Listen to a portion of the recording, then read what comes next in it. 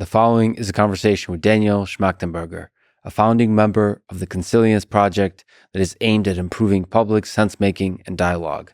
He's interested in understanding how we humans can be the best version of ourselves as individuals and as collectives at all scales. Quick mention of our sponsors: Ground News, NetSuite, Four Sigmatic, Magic Spoon, and BetterHelp. Check them out in the description to support this podcast. As a side note, let me say that I got a chance to talk to Daniel on and off the mic for a couple of days. We took a long walk the day before our conversation. I really enjoyed meeting him, just on a basic human level. We talked about the world around us with words that carried hope for us individual ants, actually contributing something of value to the colony. These conversations are the reasons I love human beings, our insatiable striving to lessen the suffering in the world. But more than that, there's a simple magic to two strangers meeting for the first time and sharing ideas, becoming fast friends, and creating something that is far greater than the sum of our parts. I've gotten to experience some of that same magic here in Austin with a few new friends and in random bars in my travels across this country, where a conversation leaves me with a big stupid smile on my face and a new appreciation of this too short, too beautiful life. This is the Lex Fridman podcast, and here is my conversation with Daniel Schmachtenberger. If aliens were observing Earth through the entire history, just watching us, and we're tasked with summarizing what happened until now, what do you think they would say? What do you think they would write up in that summary? Like, it has to be pretty short, less than a page.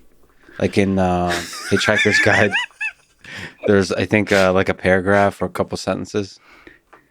How would you summarize? How would the aliens summarize, do you think, all of human civilization? My first thoughts take more than a page. They'd probably distill it. Because if they watched... first, I have no idea if their senses are even attuned to similar stuff to what our senses are attuned to, or what the nature of their consciousness is like relative to ours. And so let's assume that they're kind of like us, just technologically more advanced to get here from wherever they are. That's the first kind of constraint on the thought experiment. And then if they've watched throughout all of history, they saw the burning of Alexandria. They saw that 2,000 years ago in Greece, we were producing things like clocks, the Antikythera mechanism, and then that technology got lost. They saw that there wasn't just a steady dialectic of progress. So every once in a while, there's a giant fire that destroys a lot of things. There's a giant, commotion that destroys a lot of things. Yeah, and it's usually self-induced. They would have seen that. And so as they're looking at us now, as we move past the nuclear weapons age into the full globalization, Anthropocene, exponential tech age, still making our decisions relatively similarly to how we did in the Stone Age as far as rivalry game theory type stuff. I think they would think that this is probably most likely one of the planets that is not going to make it to being intergalactic because we blow ourselves up in the technological adolescence. And if we are going to, we're going to need some major progress rapidly in the social technologies that can guide and bind and direct the physical technologies so that we are safe vessels for the amount of power we're getting. Actually, Hitchhiker's Guide has estimation about how much of a risk this particular thing poses to the rest of the galaxy. And I forget what it was. I think it was medium or low. So their estimation would be that this species of ant-like creatures is not going to survive long. There's ups and downs in terms of technological innovation. The fundamental nature of their behavior from a game theory perspective hasn't really changed. They have not learned in any fundamental way how to control, properly incentivize, or properly do the mechanism design of games to ensure long-term survival. And then they move on to another planet. Do you think there is, in a slightly more serious question, do you think there's some number, or perhaps a very, very large number of intelligent alien civilizations out there? Yes, would be hard to think otherwise. I think Bostrom had a new article not that long ago on why that might not be the case, that the Drake equation might not be the kind of in story on it. But when I look at the total number of Kepler planets just that we're aware of just galactically, and also like when those life forms were discovered in Mono Lake that didn't have the same 6 primary atoms, I think it had arsenic replacing phosphorus as one of the primary aspects of its energy metabolism. We get to think about that the building blocks might be more different. So the physical constraints, even that the planets have to have, might be more different. It seems really unlikely, not to mention interesting things that we've observed that are still unexplained. As you've had guests on your show discussing Tic Tac and the ones that have visited. Yeah. Well, let's dive right into that. What do you make sense of the rich human psychology of there being hundreds of thousands, probably millions of witnesses of UFOs of different kinds on Earth, most of which I presume are conjured up by the human mind through the perception system?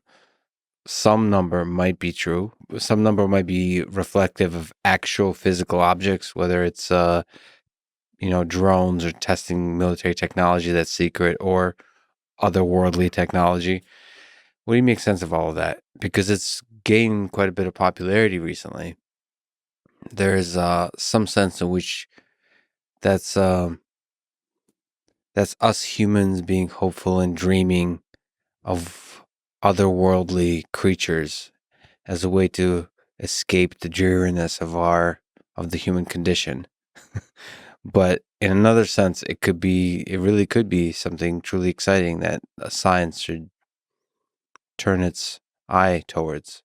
So where do you place it on that Speaking spectrum? of turning eye towards, this is one of those super fascinating, actually super consequential, possibly, topics that I wish I had more time to study and just haven't allocated. So I don't have firm beliefs on this because I haven't got to study it as much as I want. So what I'm going to say comes from a superficial assessment. While we know there are plenty of things that people thought of as UFO sightings that we can fully write off, we have other better explanations for them.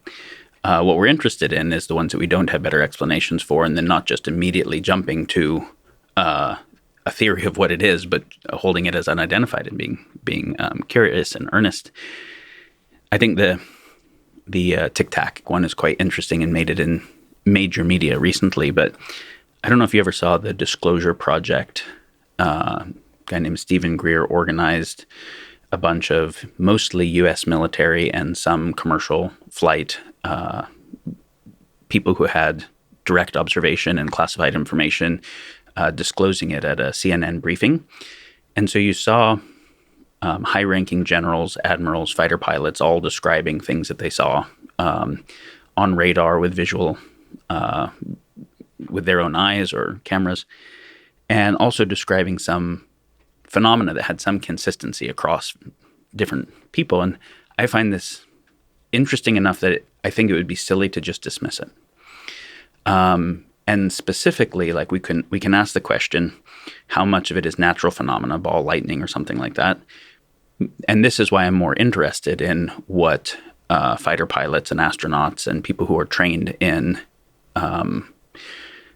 being able to identify flying objects and atmospheric phenomena have to say about it. I think the thing, then you could say, well, are they more advanced military craft? Is it some kind of human craft? The interesting thing that a number of them describe is something that's kind of like right angles at speed, or if not right angles, acute angles at speed, but something that looks like a different relationship to inertia than physics makes sense for us. I don't think that there are any human technologies that are doing that, even in really deep underground black projects. Now, one could say, okay, well, could it be a hologram? Well, would it show up on radar if radar is also seeing it? And so I don't know. I think there's enough.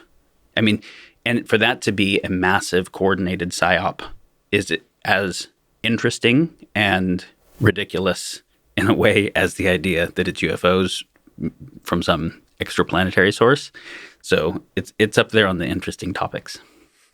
To me, if it is at all alien technology, it is the dumbest version of alien technology. It's so far away. It's like the old crappy VHS tapes of alien technology. These are like crappy drones that just floated, or even like space, to the level of like space junk, because it is so close to our human technology. We talk about it moves in ways that's unlike what we understand about physics, but it still has very similar kind of geometric notions and something that we humans can perceive with our eyes, all those kinds of things. I feel like alien technology most likely would be something that we would not be able to perceive, not because they're hiding, but because it's so far advanced that it would be much, it would be beyond the cognitive capabilities of us humans. Just as you were saying, as per your answer for aliens summarizing Earth, it's the starting assumption is they have similar perception systems, they have similar cognitive capabilities, and that very well may not be the case. Let me ask you about staying in aliens for just a little longer, because I think it's a good transition in talking about governments and human societies. Do you think if a U.S. government or any government was in possession of an alien spacecraft or of information related to alien spacecraft, they would have the capacity structurally? Would they have the processes? Would they be able to communicate that to the public effectively, or would they keep it secret in a room and do nothing with it? Both of to try to preserve military secrets, but also because of the incompetence that's inherent to bureaucracies, or either. Well, we can certainly see when certain things become declassified 25 or 50 years later that there were things that the public might have wanted to know that were kept secret for a very long time for reasons of at least supposedly national security, which is also a nice source of plausible deniability for people covering their ass for doing things that would be problematic and other purposes. There's a scientist at Stanford who supposedly got some material that was recovered from Area 51 type area, did analysis on it using, I believe, electron microscopy and a couple other methods, and came to the idea that it was a nanotech alloy that was something we didn't currently have the ability to do, was not naturally occurring. I've heard some things, and again, like I said, I'm not going to stand behind any of these because I haven't done the level of study to have high confidence. I think what you said also about would it be super low-tech alien craft, like would they necessarily move their atoms around in space?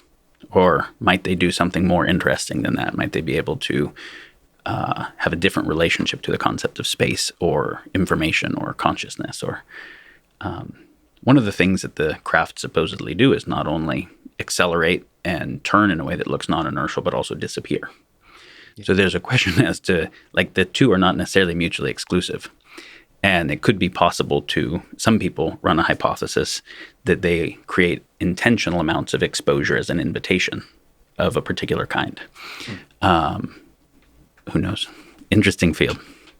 We tend to assume, like SETI, that's listening out for aliens out there. I've just been recently reading more and more about gravitational waves, and you have orbiting black holes that orbit each other. They generate ripples in space-time.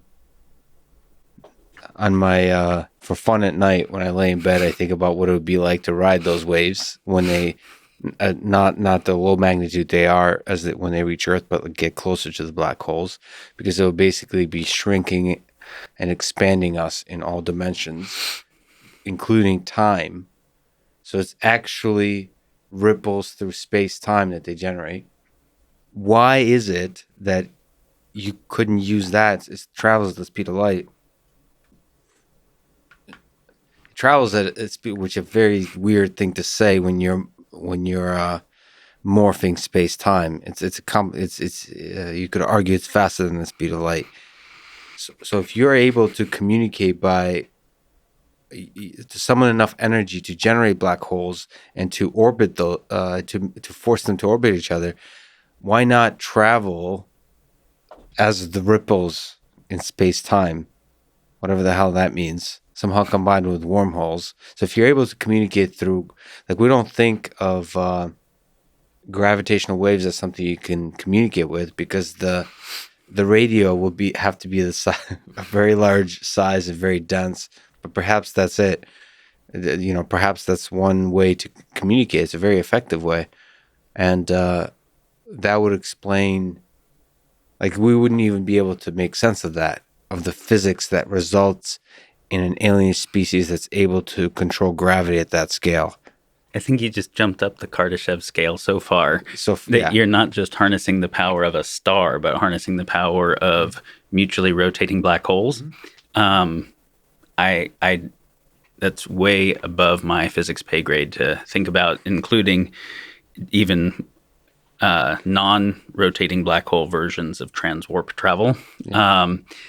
I think, you can talk with Eric more about that. I think he has better ideas on it than I do. My hope for the future of humanity mostly does not rest in the near term on our ability to get to other habitable planets in time. And even more than that, in the list of possible solutions of how to improve human civilization, orbiting black holes is not on the first page for you. Not on the first page. Okay. I bet you did not expect us to start this conversation here, but I'm glad the places it went.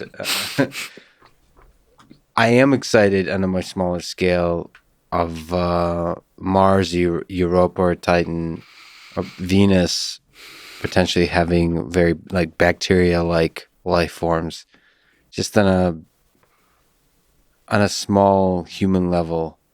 It's a little bit scary, but mostly really exciting that there might be life elsewhere. Mm-hmm. In the volcanoes and the oceans all around us, teeming, having little societies, and whether there's properties about that kind of life that's somehow different than ours. I don't know what would be more exciting, if those colonies of single-cell type organisms, what would be more exciting, if they're different or they're the same?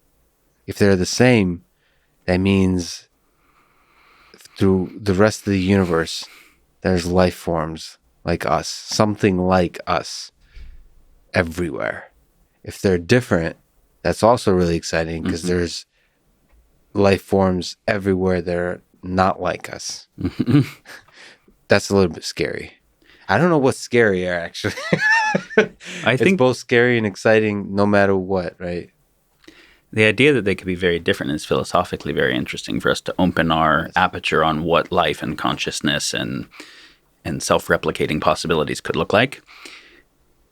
The question on are they different or the same, obviously there's lots of life here that is the same in some ways and different in other ways. When you take the thing that we call an invasive species is something that's still pretty the same hydrocarbon-based thing, but co-evolved with co-selective pressures in a certain environment, we move it to another environment, it might be devastating to that whole ecosystem because it's just different enough that it messes up the self-stabilizing dynamics of that ecosystem. So the question of would they be different in ways where we could still figure out a way to inhabit a biosphere together, or fundamentally not? Fundamentally, the nature of how they operate and the nature of how we operate would be incommensurable is a deep question. Well, we offline talked about mimetic theory, right? It seems like if they were sufficiently different, where we can coexist on different planes, it seems like a good thing. If we're close enough together to where we'd be competing, then you're getting into the world of viruses and pathogens and all those kinds of things, to where we would one of us would die off quickly through basically mass murder, without even accidentally. Even accidentally. If we just had a self-replicating single-celled kind of creature that happened to not work well for the hydrocarbon life that was here, that got introduced because it either output something that was toxic or utilized up the same resource too quickly, and it just replicated faster and mutated faster. It wouldn't be a mimetic theory, conflict theory kind of harm. It would just be a von Neumann machine, a self-replicating machine that was fundamentally incompatible with these kinds of self-replicating systems with faster OODA loops. For one final time, putting your alien/God hat on, and you look at human civilization, do you think about the 7.8 billion people on Earth as individual little creatures, individual little organisms, or do you think of us as one organism with a collective intelligence? What's the proper framework through which to analyze it, again, as an alien? So that I know where you're coming from, would you have asked the question the same way before the Industrial Revolution, or before the Agricultural Revolution, when there were 500 million people and no telecommunications connecting them? I would indeed ask the question the same way, but I would be less confident about your conclusions. It would be an actually more interesting way to ask the question at that time, but I was nevertheless asked it the same way. Yes. Well, let's go back further and smaller then. Rather than just a single human or the entire human species, let's look at a relatively isolated tribe. Yes. In the relatively isolated, probably sub-Dunbar number, sub kind of 150 people tribe, do I look at that as one entity where evolution is selecting for it based on group selection, or do I think of it as 150 individuals that are interacting in some way? Well, could those individuals exist without the group?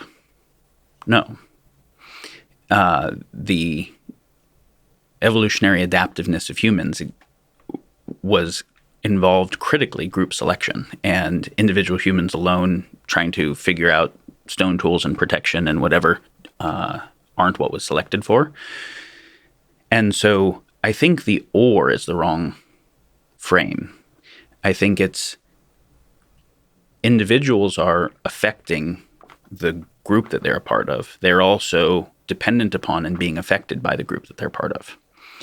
And so this now starts to get in deep into political theories also, which is theories that orient towards the collective at different scales, whether a tribal scale or an empire or a nation state or something, and ones that orient towards the individual, liberalism and stuff like that. And I think there's very obvious failure modes on both sides.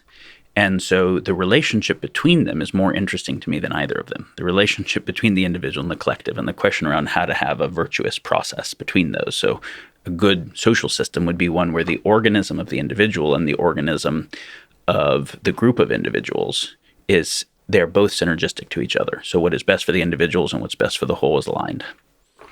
But there is nevertheless an individual. They're not, it's a matter of degrees, I suppose, but what defines a human more? The social network within which they've been brought up, through which they've developed their intelligence, or is it their own sovereign individual self? Like, what's your intuition of how much, not just for evolutionary survival, but as intellectual beings, how much do we need others for our development? Yeah. I think we have a weird sense of this today relative to most previous periods of sapient history. I think the vast majority of sapient history is tribal, like depending upon your early human model, 200,000 or 300,000 years of Homo sapiens in little tribes, where they depended upon that tribe for survival, and excommunication from the tribe was fatal. I think and our whole evolutionary genetic history is in that environment, and the amount of time we've been out of it is relatively so tiny. And then we still depended upon extended families and local communities more. And the big kind of giant market complex where I can provide something to the market to get money, to be able to get other things from the market, where it seems like I don't need anyone. It's almost like disintermediating our sense of need, even though your and my ability to talk to each other using these mics and the phones that we coordinated on took millions of people over 6 continents to be able to run the supply chains that made all the stuff that we depend on, but we don't notice that we depend upon them. They all seem fungible. If you take a baby, obviously that you didn't even get to a baby without a mom. Was it dependent? Are we dependent upon each other, right? Without two parents at minimum, and they depended upon other people. But if we take that baby and we put it out in the wild, it obviously dies. So if we let it grow up for a little while, the minimum amount of time where it starts to have some autonomy, and then we put it out in the wild, and this has happened a few times, it doesn't learn language. And it doesn't learn the small motor articulation that we learn. It doesn't learn the type of consciousness that we end up having that is socialized. So I think we take for granted how much conditioning affects us. Is it possible that it affects basically 99.9 or maybe the whole thing? The whole thing is the connection between us humans, and that we're no better than apes without our human connections. Because that thinking of it that way forces us to think very differently about human society and how to progress forward, if the connections are fundamental. I just have to object to the no better than apes, because better here, I think you mean a specific thing, which means have capacities that are fundamentally different than. I think apes also depend upon troops. Yes. And I think the idea of humans as better than nature in some kind of ethical sense ends up having heaps of problems. We'll table that. We can come back to it. But when we say what is unique about Homo sapien capacity relative to the other animals we currently inhabit the biosphere with, and I'm saying it that way because there were other early hominids that had some of these capacities, we believe. Our tool creation and our language creation and our coordination are all kind of the results of a certain type of capacity for abstraction. And other animals will use tools, but they don't evolve the tools they use. They keep using the same types of tools that they basically can find. So a chimp will notice that a rock can cut a vine that it wants to, and it'll even notice that a sharper rock will cut it better, and experientially it'll use the sharper rock. And if you even give it a knife, it'll probably use the knife because it's experiencing the effectiveness. But it doesn't make stone tools because that requires understanding why one is sharper than the other. What is the abstract principle called sharpness to then be able to invent a sharper thing? That same abstraction makes language and the ability for abstract representation, which makes the ability to coordinate in a more advanced set of ways. So I do think our ability to coordinate with each other is pretty fundamental to the selection of what we are as a species. I wonder if that coordination, that connection, is actually the thing that gives birth to consciousness, that gives birth to, well, let's start with self-awareness. It's more like theory of mind. Theory of mind, yeah. I mean, I suppose there's experiments that show that there's other mammals that have a very crude theory of mind. I'm not sure, maybe dogs, something like that. But actually, dogs probably has to do with that they co-evolved with humans. See, it'd be interesting if that theory of mind is what leads to consciousness in the way we think about it, is the richness of the subjective experience that is consciousness. I have a inkling sense that only exists because we're social creatures. That doesn't come with the hardware and the software in the beginning. That's like that's learned as an effective tool for communication almost. Like we think that consciousness is fundamental, and maybe it's not. There's a bunch of folks kind of criticize the idea that the illusion of consciousness is consciousness, that it is just a facade we use to help us construct theories of mind. You almost put yourself in the world as a subjective being. And that experience, you want to richly experience it as an individual person so that I could empathize with your experience. I find that notion compelling, mostly because it allows you to then create robots that become conscious, not by being quote unquote conscious, but by just learning to fake it till they make it. Is present a facade of consciousness with the task of making that facade very convincing to us humans, and thereby it will become conscious. I have a sense that in some way that will make them conscious if they're sufficiently convincing to humans. Is there some element of that you that you find convincing? This is a much harder set of questions and deep end of the pool than starting with the aliens was. We went from aliens to consciousness. This is not the trajectory I was expecting, nor you. But let us walk a while. We can walk a while, and I don't think we will do it justice. So what do we mean by consciousness versus conscious self-reflective awareness? What do we mean by awareness, qualia, theory of mind? There's a lot of terms that we think of as slightly different things, and subjectivity, first person. I don't remember exactly the quote, but I remember when Sam Harris wrote the book Free Will, and then Dennett critiqued it. And then there was some writing back and forth between the two, because normally they're on the same side of kind of arguing for critical thinking and logical fallacies and philosophy of science against supernatural ideas. And here, Dennett believed there is something like free will. He is a determinist compatibilist, but no consciousness, and a radical eliminativist.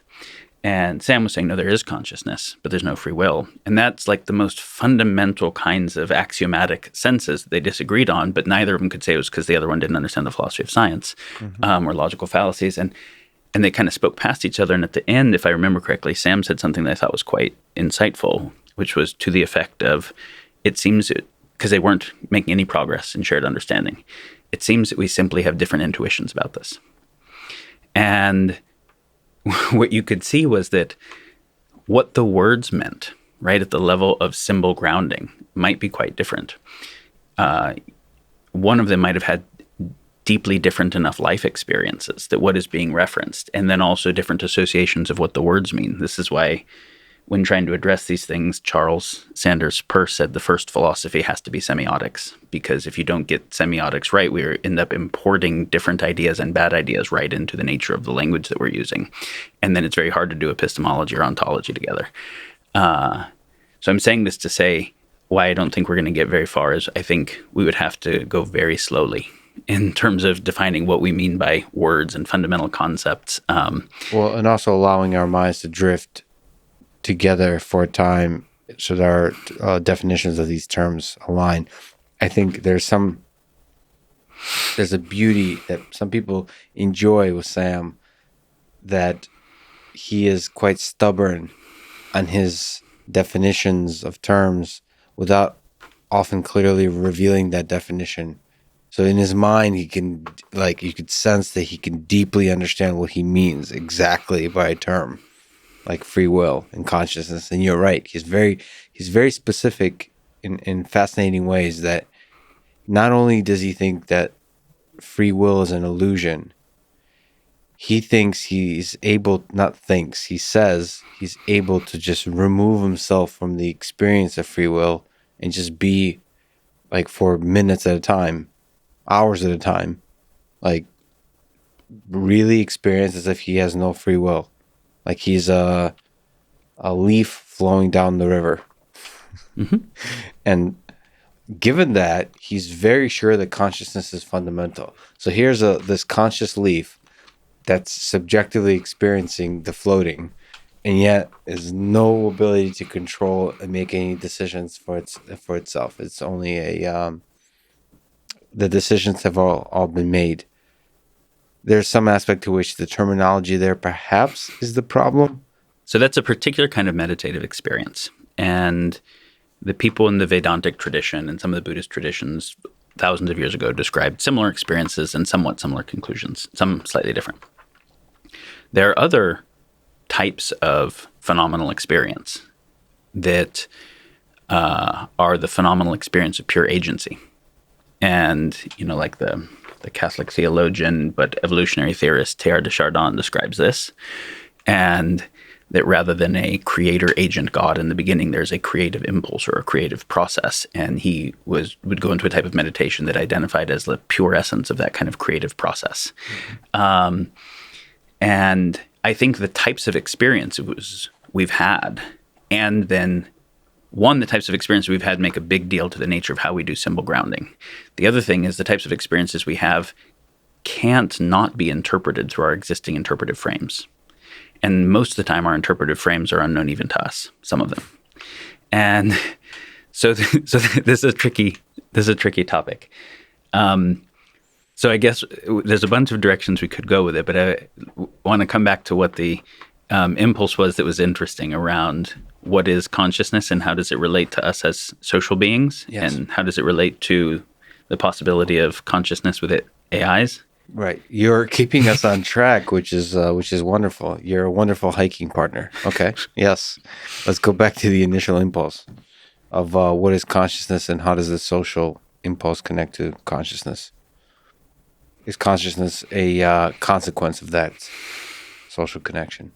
I'm going to state a position and not argue it because it's honestly like it's a long, hard thing to argue, and we can totally do it another time if you want. I don't subscribe to consciousness as an emergent property of biology or neural networks. Obviously, a lot of people do. Obviously, the philosophy of science orients towards that in not absolutely, but largely. I think of the nature of first person, the universe of first person, of qualia as experience, sensation, desire, emotion, phenomenology, but the felt sense, not we say emotion and we think of a neurochemical pattern or an endocrine pattern. But all of the physical stuff, the third person stuff, has position and momentum and charge and stuff like that is measurable, repeatable. I think of the nature of first person and third person as ontologically orthogonal to each other, not reducible to each other. They're different kinds of stuff. And so I think about the evolution of third person that we're quite used to thinking about, from subatomic particles to atoms to molecules to on and on. I think about a similar kind of and corresponding evolution in the domain of first person, from the way Whitehead talked about kind of prehension or protoqualia in earlier phases of self-organization into higher orders of it, and that there's correspondence, but that neither like the idealists do we reduce third person to first person, which is what idealists do, or neither like the physicalists do we reduce first person to third person. Obviously, Bohm talked about an implicate order that was deeper than and gave rise to the explicate order of both.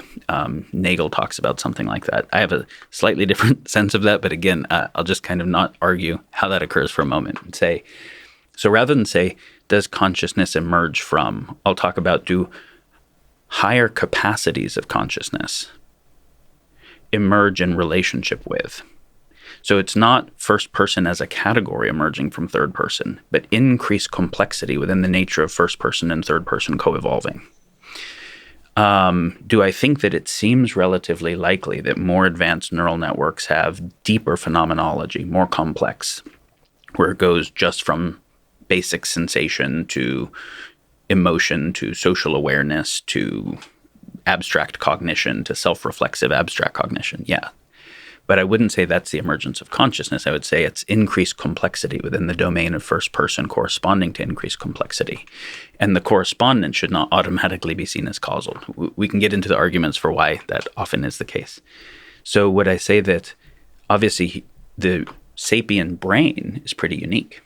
And a single sapien now has that, right? Even if it took sapiens evolving in tribes based on group selection to make that brain. So the group made it. Now that brain is there. Now, if I take a single person with that brain out of the group and try to raise them in a box, they'll still not be very interesting, even with the brain. But the brain does give hardware capacities that, if conditioned in relationship, can have interesting things emerge. So do I think that the human biology, types of human consciousness, and types of social interaction all co-emerged and co-evolved? Yes. As a small aside, as you're talking about the biology, let me comment that this is what I do. This is what I do with my life. This is why I will never accomplish anything. Is I spend much of the morning trying to do research on how many computations the brain performs and how much energy it uses versus the state of the art CPUs and GPUs. Arriving at about 20 quadrillion, so that's 2 to the 10 to the 16 computations, so synaptic firings per second that the brain does, and that's about 1 million times faster than the let's say the 20 thread state of the art Intel CPU, the 10th generation, and then there's similar calculation for the GPU, and all ended up also trying to compute that it takes 10 watts to run the brain about, and then what does that mean in terms of calories per day, kilocalories? That's about for an average human brain, that's 250 to 300 calories a day. And so it ended up being a calculation where you're doing about 20 quadrillion calculations that are fueled by something like, depending on your diet, 3 bananas. So 3 bananas results in a computation that's about 1 million times more powerful than the current state-of-the-art computers. Now let's take that one step further. There's some assumptions built in there. The assumption is that, one, what the brain is doing is just computation. Two, the relevant computations are synaptic firings, and that there's nothing other than synaptic firings that we have to factor. So I'm forgetting his name right now. There's a very famous neuroscientist at Stanford, just passed away recently, who did a lot of the pioneering work on glial cells and showed that his assessment, glial cells did a huge amount of the thinking, not just neurons. And it opened up this entirely different field of like what the brain is and what consciousness is. You look at Damasio's work on embodied cognition and how much of what we would consider consciousness or feeling is happening outside of the nervous system completely, happening in endocrine process involving lots of other cells and signal communication. You talk to somebody like Penrose, who you've had on the show, and even though the Penrose-Hammerhoff conjecture is probably not right, is there something like that might be the case, where we're actually having to look at stuff happening at the level of quantum computation and microtubules? I'm not arguing for any of those. I'm arguing that we don't know how big the unknown set is. Well, at the very least, this has become like an infomercial for the human brain. But wait, there's more. At the very least, the 3 bananas buys you 1 million times. At the very power, least, at the very that's least, impressive. And then you could have and then the synaptic firings we're referring to is strictly the electrical signals. That could be the mechanical transmission of information. There's chemical transmission of information. There's all kinds of other stuff going on, and then there's memory that's built in. That's also all tied in. Not to mention, which I'm learning more and more about, it's not just about the neurons. It's also about the immune system that's somehow helping with the computation. So it's the entirety, and the entire body is helping with the computation. So the 3 bananas, It could buy you a lot. It could buy you a lot. But on the topic of sort of the greater degrees of complexity emerging in consciousness, I think few things are as beautiful and inspiring as taking a step outside of the human brain, just looking at systems where simple rules create incredible complexity. Incredible complexity emerges. So one of the simplest things to do that with is cellular automata. And there's, I don't know what it is, and maybe you can speak to it. We will certainly talk about the implications of this, but there's so few things that are as awe-inspiring to me as knowing the rules of a system and not being able to predict what the heck it looks like. And it creates incredibly beautiful complexity that, when zoomed out on, looks like there's actual organisms doing things that are much, that operate on a scale much higher than the underlying mechanism. So with cellular automata, that's cells that are born or die, and they only know about each other's neighbors, and there's simple rules that govern that interaction of birth and death.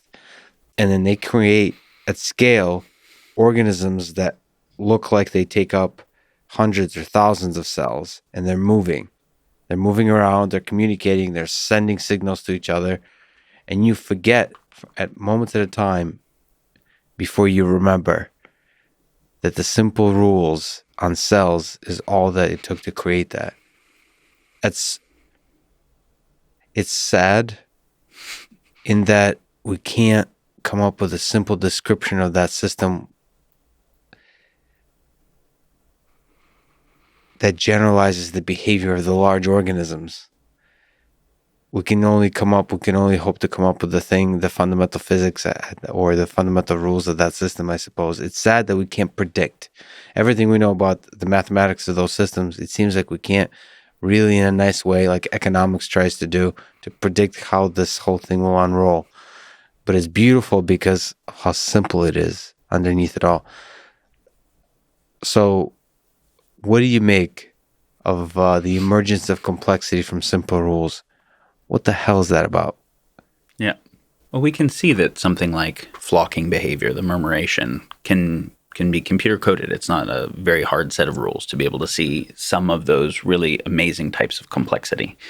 And the whole field of complexity science and some of the subdisciplines like stigmergy are studying how, following fairly simple responses to a pheromone signal, do ant colonies do this amazing thing where what you might describe as the organizational or computational capacity of the colony is so profound relative to what each individual ant is doing.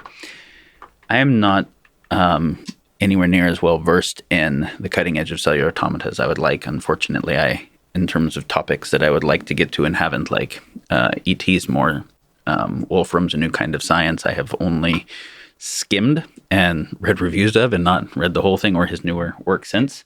But his idea of the four basic kind of categories of emergent phenomena that can come from cellular automata, and that one of them is kind of interesting and looks a lot like complexity rather than just chaos or homogeneity or self-termination or whatever. I think this is very interesting. It does not instantly make me think that biology is operating on a similarly small set of rules, or that human consciousness is. I'm not that reductionistly oriented, and so if you look at, say, Santa Fe Institute, one of the co-founders, Stuart Kaufman, his work, you should really get him on your show. So a lot of the questions that you like, one of Kaufman's more recent books after investigations and some of the real fundamental stuff was called Reinventing the Sacred, and it had to do with some of these exact questions in kind of non-reductionist approach, but that is not just silly hippieism. And he was very interested in highly non-ergodic systems where you couldn't take a lot of behavior over a small period of time and predict what the behavior of subsets over a longer period of time would do. And then going further, someone who spent some time at Santa Fe Institute and then kind of made a whole new field that you should have on, Dave Snowden, who some people call the father of anthro-complexity, or what is the complexity unique to humans. He says something to the effect of that modeling humans as termites really doesn't cut it. Like we don't respond exactly identically to the same pheromone stimulus using stigmergy. Like it works for flows of traffic and some very simple human behaviors, but it really doesn't work for trying to make sense of the Sistine Chapel and Picasso and general relativity creation and stuff like that. And it's because the termites are not doing abstraction, forecasting deep into the future and making choices now based on forecasts of the future, not just adaptive signals in the moment and evolutionary code from history. That's really different, right? Like making choices now that can factor deep modeling of the future.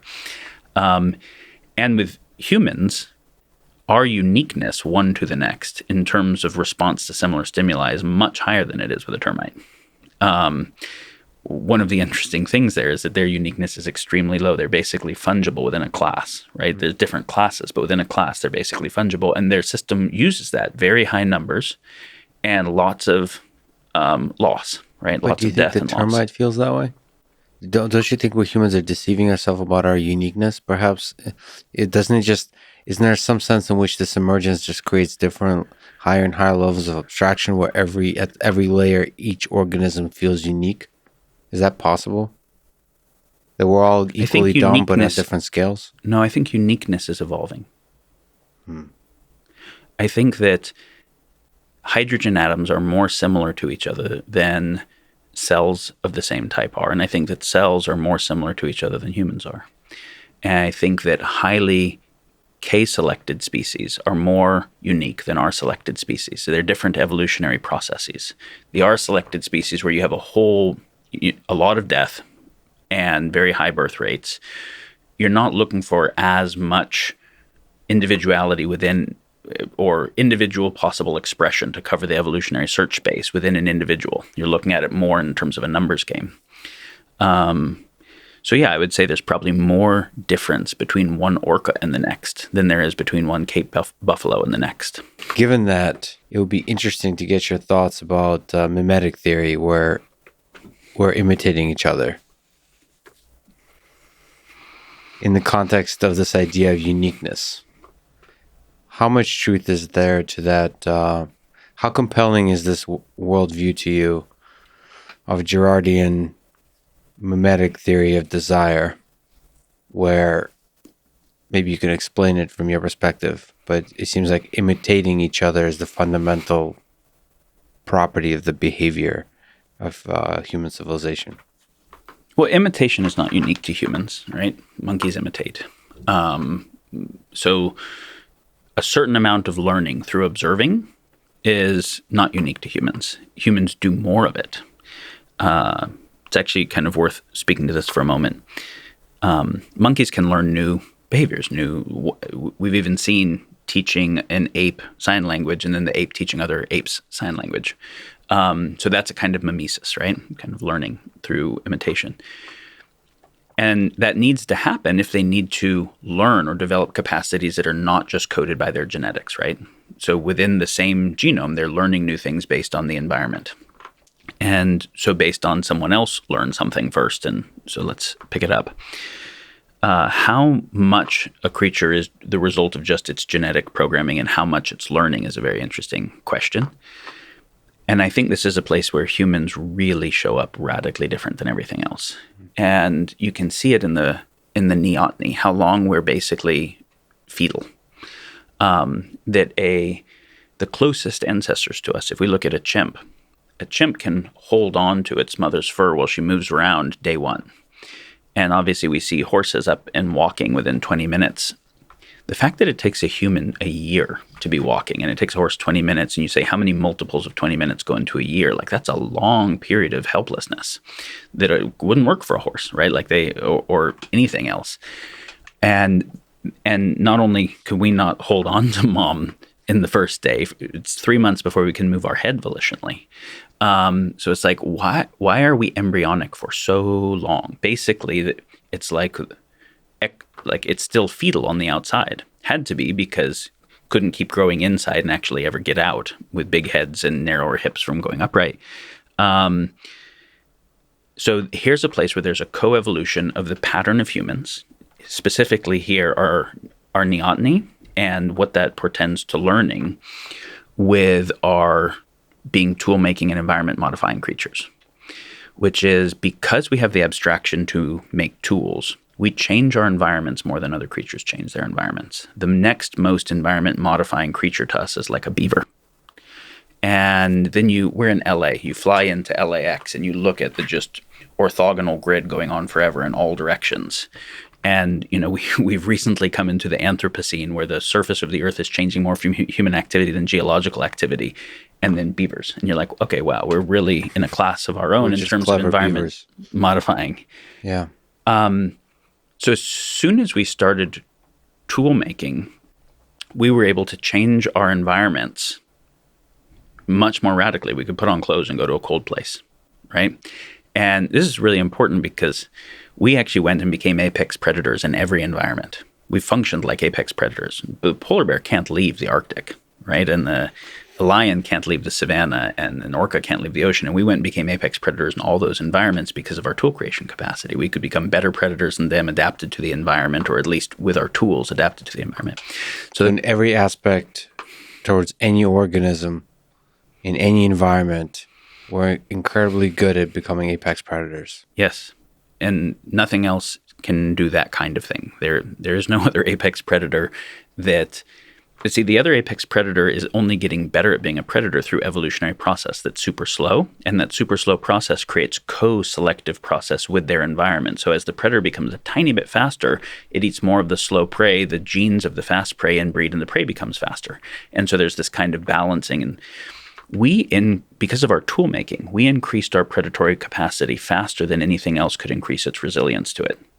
As a result, we started outstripping the environment and extincting species following stone tools and going and becoming apex predator everywhere. This is why we can't keep applying apex predator theories, because we're not an apex predator. We're an apex predator, but we're something much more than that.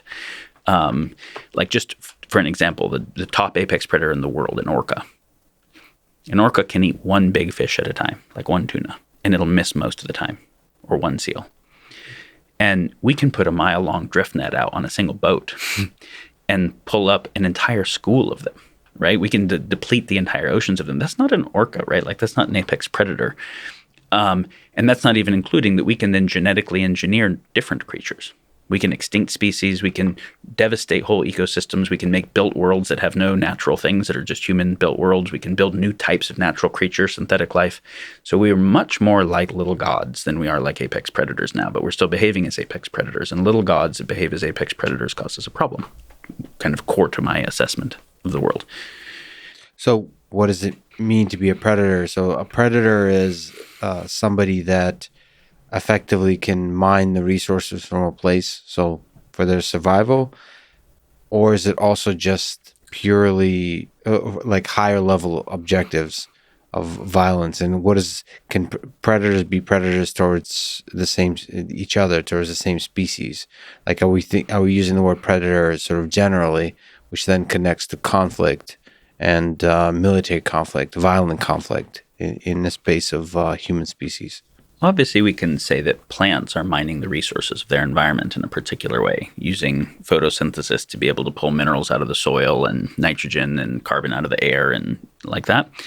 And we can say herbivores are being able to mine and concentrate that. So I wouldn't say mining the environment is unique to predator. Predator is,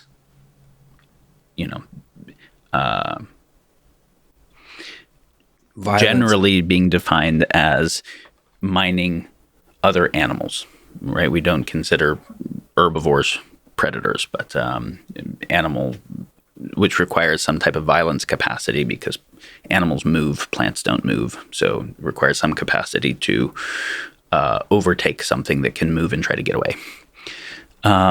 We'll go back to the Girard thing, then we'll come back here.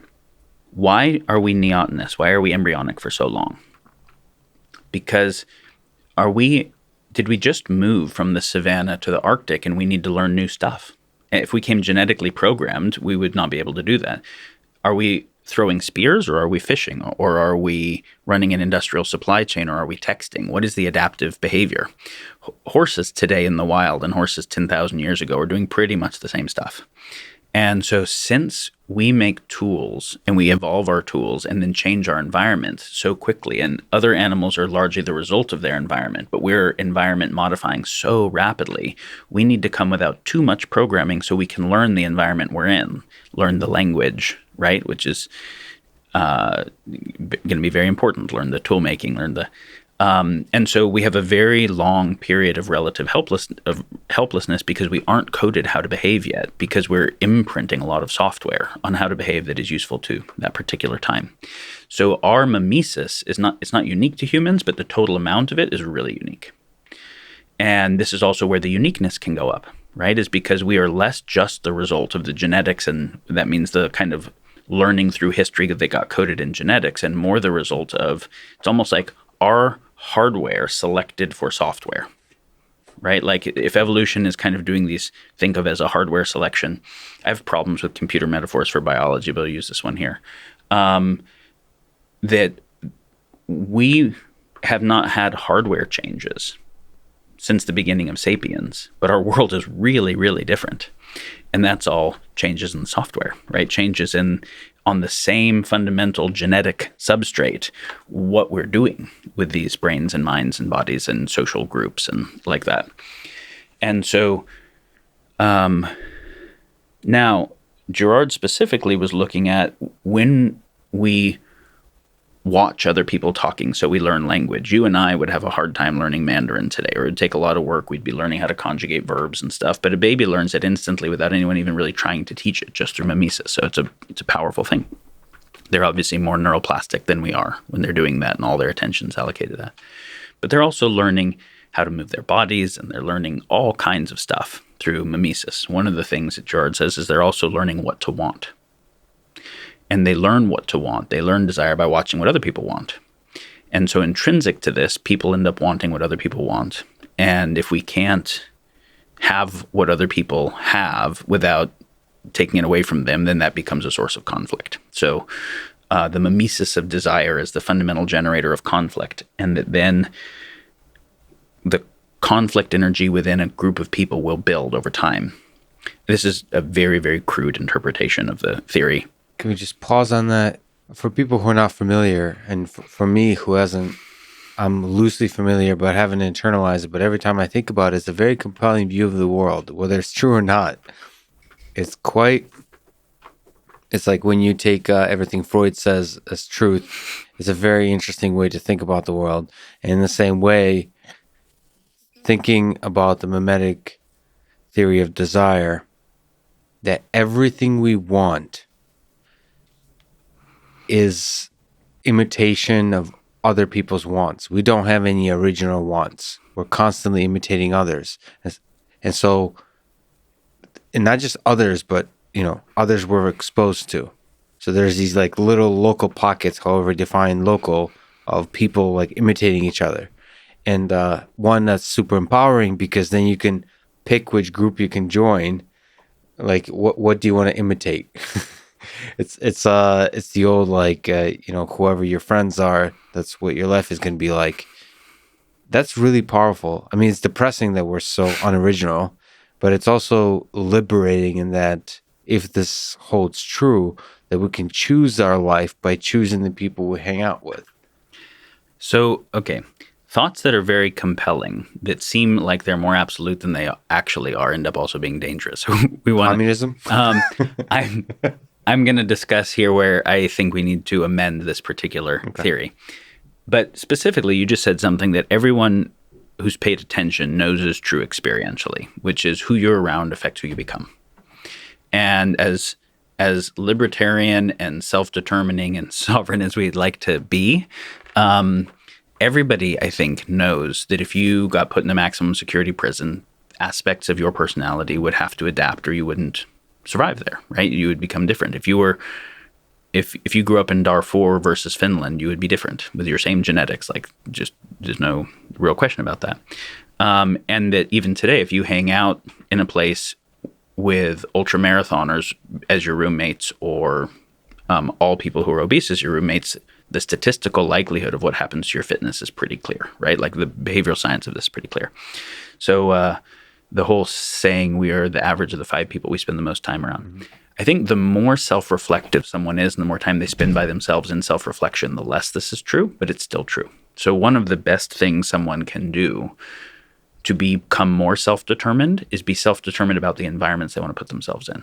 Because to the degree that there is some self-determination and some determination by the environment, don't be fighting an environment that is predisposing you in bad directions. Mm-hmm. Try to put yourself in an environment that is predisposing the things that you want. In turn, try to affect the environment in ways that predispose positive things for those around you.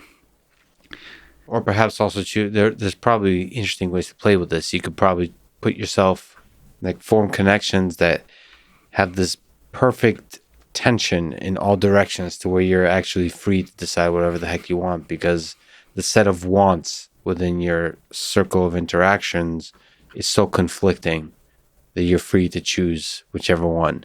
So if there's enough tension as opposed to everybody aligned like a flock of birds. Yeah, you definitely want that all of the dialectics would be balanced. So if you have someone who is extremely oriented to self-empowerment and someone who's extremely oriented to kind of empathy and compassion, both, the dialectic of those is better than either of them on their own. If you have both of them being inhabited better than you by the same person, spending time around that person will probably do well for you. Yeah.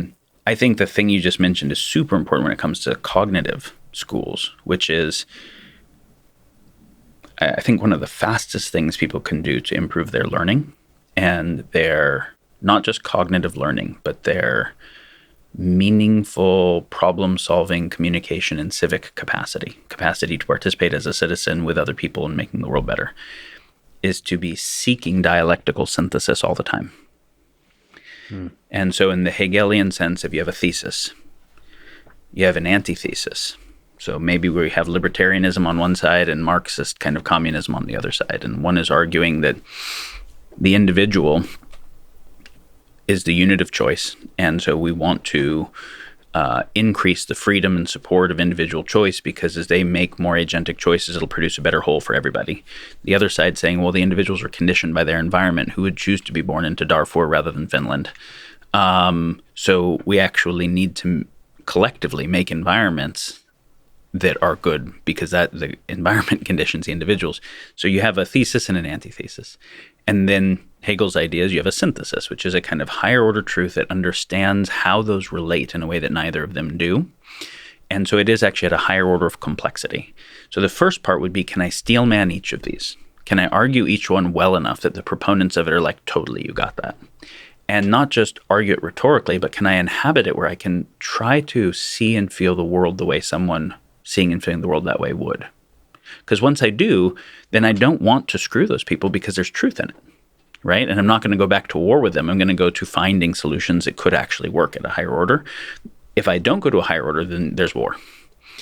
But then the higher order thing would be, well, it seems like the individual does affect the commons and the collective and other people. It also seems like the collective conditions individuals, at least statistically. And I can cherry pick out the one guy who got out of the ghetto and pulled himself up by his bootstraps. But I can also say statistically that most people born into the ghetto show up differently than most people born into the Hamptons. And so unless you want to argue that and have you take your child from the Hamptons and put him in the ghetto, then like, come on, be realistic about this thing. So how do we don't want social systems that make weak, dependent individuals, right? The welfare argument, but we also don't want no social system that supports individuals to do better. We don't want individuals where their self-expression and agency fucks the environment and everybody else and employs slave labor and whatever. So can we make it to where individuals are creating wholes that are better for conditioning other individuals? Can we make it to where we have wholes that are conditioning increased agency and sovereignty, right? That would be the synthesis. So the thing that I'm coming to here is, if people have that as a frame, and sometimes it's not just thesis and antithesis, it's like 8 different views, right? Can I steel man each view? And this is not just, can I take the perspective, but am I seeking them? Am I actively trying to inhabit other people's perspective? Then can I really try to essentialize it and argue the best points of it, both the sense making about reality and the values, why these values actually matter. Then, just like I want to seek those perspectives, then I want to seek, is there a higher order set of understandings that could fulfill the values of and synthesize the sense making of all of them simultaneously? Maybe I won't get it, but I want to be seeking it, and I want to be seeking progressively better ones. So this is perspective seeking, driving perspective taking, and then seeking synthesis. I think that one cognitive disposition might be the most helpful thing. Would you put a title of dialectic synthesis on that process? Because that seems to be such a part. So like this rigorous empathy, like it's not just empathy, it's empathy with rigor. Like you really want to understand and embody different worldviews and then try to find a higher order synthesis. Okay, so I remember last night you told me when we first met, you said that you looked in somebody's eyes and you felt that you had suffered in some ways that they had suffered, and so you could trust them. Sure. shared pathos, right, creates a certain sense of kind of shared bonding and shared intimacy. So empathy is actually feeling the suffering of somebody else and feeling the depth of their sentience. Well, I don't want to fuck them anymore, right? I mean, I hurt them. I don't want to behave I don't want my proposition to go through when I go and inhabit the perspective of the other people if they feel that's really going to mess them up, right? And so the rigorous empathy, it's different than just compassion, which is I generally care. Like I have a generalized care, but I don't know what it's like to be them. I can never know what it's like to be them perfectly. And that there's a humility you have to have, which is my most rigorous attempt is still not it. My most rigorous attempt, mine, to know what it's like to be a woman is still not it. I have no question that if I was actually a woman, it would be different than my best guesses. I have no question if I was actually black, it'd be different than my best guesses. So there's a humility in that which keeps me listening because I don't think that I know fully, but I want to. And I'm going to keep trying better to. And then I want to across them. And then I want to say, is there a way we can forward together and not have to be in war? It has to be something that could meet the values that everyone holds, that could reconcile the partial sense-making that everyone holds, and that could offer a way forward that is more agreeable than the partial perspectives at war with each other. But the more you succeed at this empathy with humility, the more you're carrying the burden of other people's pain, essentially. Now this goes back to the question of, do I see us as one being or 7.8 billion? Yeah. I think if I'm overwhelmed with my own pain, I can't empathize that much because I don't have the bandwidth. I don't have the capacity. If I don't feel like I can do something about a particular problem in the world, it's hard to feel it because it's just too devastating. And so a lot of people go numb and even go nihilistic because they just don't feel the agency. So as I actually become more empowered as an individual and have more sense of agency, I also become more empowered to be more empathetic for others and be more connected to that shared burden and want to be able to make choices on behalf of and in benefit of. So this way of living seems like a way of living that would solve a lot of problems in society from a cellular automata perspective. So if you have a bunch of little agents behaving in this way, my intuition, there'll be interesting complexities that emerge, but my intuition is it will create a society that's very different and recognizably better than the one we have today. How much, Oh, wait. Hold that question because I want to come back to it, but this brings us back to Girard, which we didn't answer. The conflict theory. Yes. Because about how to get past the conflict theory. Yes. You know the Robert Frost poem about the two paths, and you never have enough time to even turn back to the other? We're going to have to do that quite a lot. We're going to be living that poem over and over again. But yes, Fair. How to, let's return back. Okay, so the rest of the argument goes, you learn to want what other people want, therefore fundamental conflict based in our desire because we want the thing that somebody else has. And then people are they're in conflict over trying to get the same stuff, power, status, attention, physical stuff, a mate, whatever it is. And then we learn the conflict by watching. And so then the conflict becomes mimetic. We become on the Palestinian side or the Israeli side or the communist or the capitalist side or the left or right politically or whatever it is. And until eventually the conflict energy in the system builds up so much that some type of violence is needed to get the bad guy, whoever it is that we're going to blame. And, Girard talks about why scapegoating was kind of a mechanism to minimize the amount of violence. Let's blame a scapegoat as being more relevant than they really were. But if we all believe it, then we can all kind of calm down with the conflict energy. It's a really interesting concept, by the way. I mean, you beautifully summarized it, but the idea that there's a scapegoat, that there's this kind of thing naturally leads to a conflict, and then they find the other, group that's the other, that's either real or artificial as the cause of the conflict. And Well, it's always artificial because the cause of the conflict in Girard is the mimesis of desire itself. And how do we attack that? How do we attack that it's our own desire? So this now gets to something more like Buddha said, right? Which was desire as the cause of suffering. Girard and Buddha would kind of agree in this way. But that explains, I mean, again, it's a compelling description of human history that we do tend to come up with the other.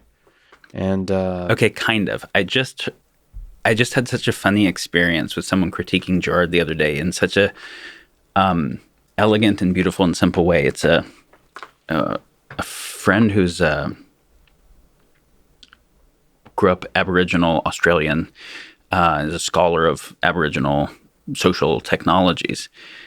And he's like, nah, man, Girard just made shit up about how tribes work. Like, we come from a tribe. We've got tens of thousands of years. And we didn't have increasing conflict and then scapegoat and kill someone. We'd have a little bit of conflict and then we would dance and then everybody would be fine. Like, we'd dance around the campfire. Everyone would like kind of physically get the energy out. We'd look in each other's eyes. We'd have positive bonding and then we're fine. And no scapegoats. And I think that's called the Joe Rogan theory of desire, which is he's like all of human problems have to do with the fact that you don't do enough hard shit in your day. So maybe you could just dance it, because he says like doing exercise and running on the treadmill gets all the demons out, and maybe just dancing gets all the demons out. So this is why I say we have to be careful with taking an idea that seems too explanatory and then taking it as a given and then saying, well, now that we're stuck with the fact that conflict is inexorable because mimetic desire, and therefore how do we deal with the inexorability of the conflict and how to sublimate violence? Well, no, the whole thing might be actually gibberish, meaning it's only true in certain conditions and other conditions it's not true. So the deeper question is, under which conditions is that true? Under which conditions is it not true? What do those other conditions make possible and look like? And in general, we should stay away from really compelling models of reality, because there's something about our brains that these models become sticky and we can't even think outside of them. So it's not that we stay away from them. It's that we know that the model of reality is never reality. That's the key thing. Humility again. It goes back to just having the humility that you don't have a perfect model of reality. There's the model of reality could never be reality. The process of modeling is inherently information reduction. And I can never show that the unknown set has been factored. It's back to the cellular automata. You can't put the genie back in the bottle. Like when you realize it's unfortunately, sadly, impossible to create a model of cellular automata, even if you know the basic rules that predict to even any degree of accuracy how that system will evolve, which is fascinating mathematically. Sorry, I think about it quite a lot. It's very annoying. Wolfram has this rule 30. Like, you should be able to predict it. It's so simple, but you can't predict what's going to be. Like, there's a problem he defines. Like, try to predict some aspect of the middle column of the system, just anything about it, what's going to happen in the future, and you can't. It sucks, because then we can't make sense of this world of reality in a definitive way. It's always like in the striving, we're always striving. Yeah, I don't think this sucks. So that's a feature, not a bug? Well, that's assuming a designer. I would say I don't think it sucks. I think it's not only beautiful, but maybe necessary for beauty. The mess. So you disagree with Jordan Peterson. You should clean up your room. So you like the room's messy. It's essential for beauty. It's not that. It's of it. Okay. I have no idea if it was intended this way, and so I'm just interpreting it a way I like. The commandment about having no false idols. To me, the way I interpret that is meaningful is that reality is sacred to me. I have a reverence for reality, but I know my best understanding of it is never complete. I know my best model of it is a model where I tried to make some kind of predictive capacity by reducing the complexity of it to a set of stuff that I could observe, and then a subset of that stuff that I thought was the causal dynamics, and then some set of mechanisms that are involved. And what we find is that it can be super useful. Like Newtonian gravity can help us do ballistic curves and all kinds of super useful stuff. And then we get to the place where it doesn't explain what's happening at a cosmological scale or at a quantum scale. And at each time, what we're finding is we excluded stuff. And it also doesn't explain the reconciliation of gravity with quantum mechanics and the other kind of fundamental laws. So models can be useful, but they're never true with a capital T, meaning they're never an actual, real, they're never a complete description of what's happening in real systems. They can be a complete description of what's happening in an artificial system that was the result of applying a model. So the model of a circuit board and the circuit board are the same thing. But I would argue that the model of a cell and the cell are not the same thing. And I would say this is key to what we call complexity versus the complicated, which is a distinction Dave Snowden made well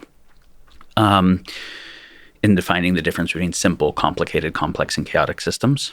But one of the definers in complex systems is that no matter how you model the complex system, it will still have some emergent behavior not predicted by the model. Can you elaborate on the complex versus the complicated? Complicated means we can fully explicate the phase space of all the things that it can do. We can program it. All human, not all, for the most part, human-built things are complicated. They don't self-organize. They don't self-repair. They're not self-evolving, and we can make a blueprint for them. For human systems? For human technologies. Human technologies. Sorry. Okay, so non that are basically the application of models. Right? And engineering is kind of applied science. Science as the modeling process. But humans are complex. Complex stuff, with biological type stuff and sociological type stuff, it more has generator functions. And even those can't be fully explicated, then it has, or our explication can't prove that it has closure of what would be in the unknown set, where we keep finding like, oh, it's just the genome. Oh, well, now it's the genome and the epigenome, and then a recursive change on the epigenome because of the proteome, and then there's mitochondrial DNA, and then virus is affected, and fuck, right? So it's like we get overexcited when we think we found the thing. So on Facebook, you know how you can list your relationship as complicated? It should actually say it's complex.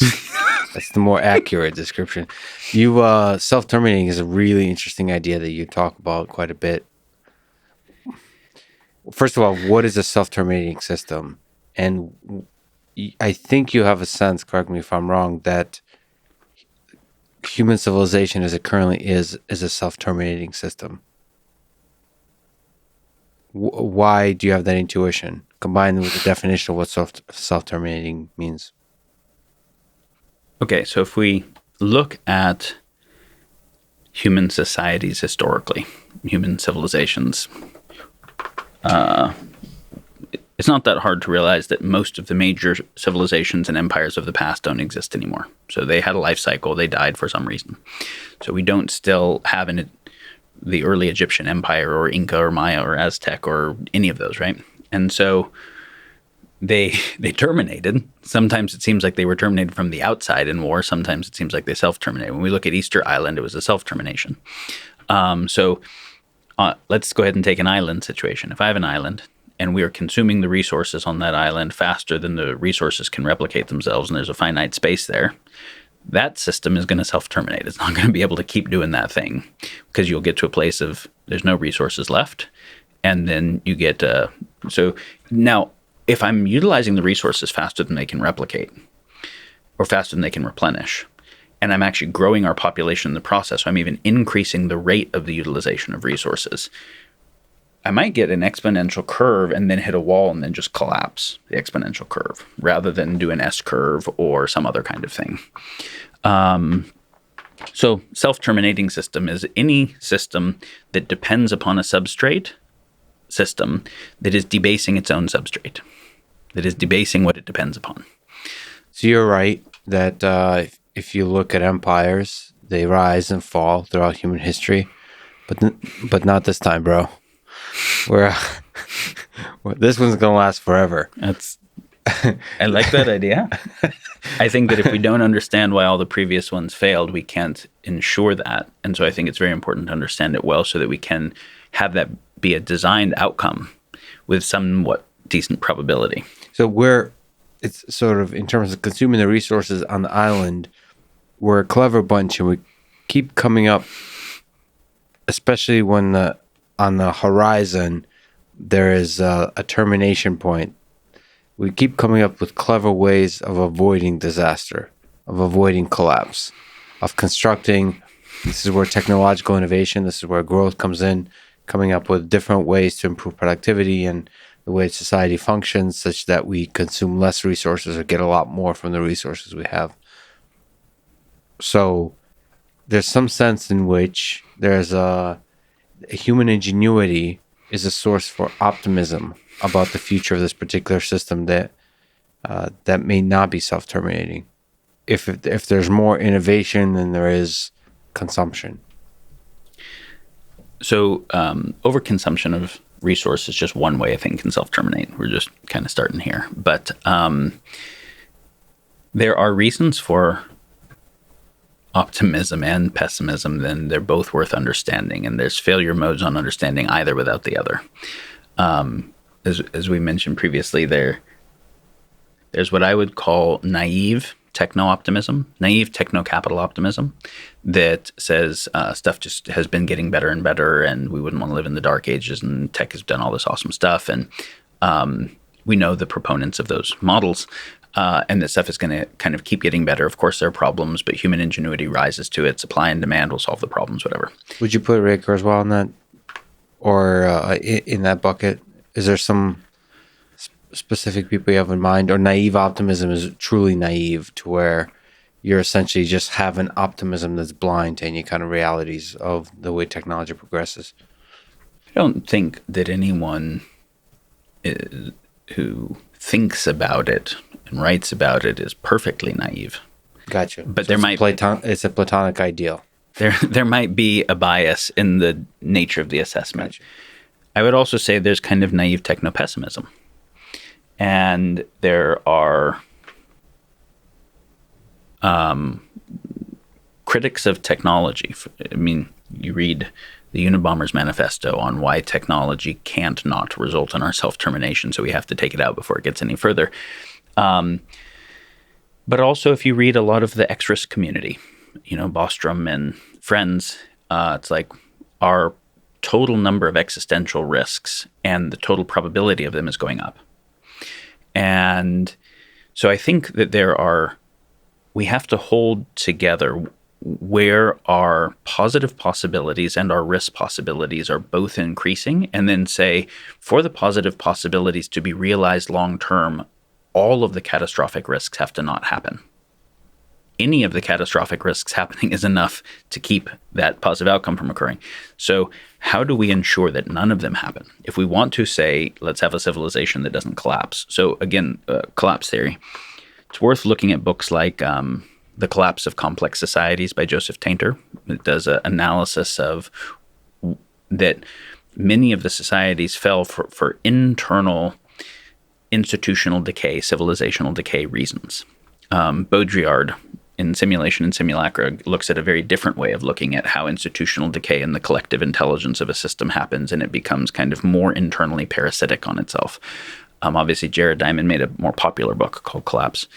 And as we were mentioning, the Antikythera mechanism has been getting attention in the news lately, but it's like a 2,000-year-old clock, right? Like metal gears. And does that mean we lost like 1,500 years of technological progress? And from a society that was relatively technologically advanced. So what I'm interested in here is being able to say, okay, well, why did previous societies fail? Can we understand that abstractly enough that we can make a civilizational model that isn't just trying to solve one type of failure, but solve the underlying things that generate the failures as a whole? Are there some underlying generator functions or patterns that would make a system self-terminating? And can we solve those and have that be the kernel of a new civilizational model that is not self-terminating? And can we then be able to actually look at the categories of X-risk we're aware of and see that we actually have resilience in the presence of those? Not just resilience, but anti-fragility. And I would say for the optimism to be grounded, it has to actually be able to understand the risk space well and have adequate solutions for it. So can we try to dig into some basic intuitions about the underlying sources of catastrophic failures of the system and overconsumption that's built into self-terminating systems? So both the overconsumption, which is like the slow death, and then there's the fast death of nuclear war and all those kinds of things. AGI, biotech, bioengineering, nanotechnology, my favorite, nanobots. Okay. Nanobots are my favorite because it sounds so cool to me that I could just know that I would be one of the scientists that would be full steam ahead in building them without sufficiently thinking about the negative consequence. I would be podcasting all about the negative consequences, but when I go back home, I just in my heart know the amount of excitement is a dumb descendant of ape. No offense to apes. Uh, so I want to backtrack on my previous comments about negative comments about apes.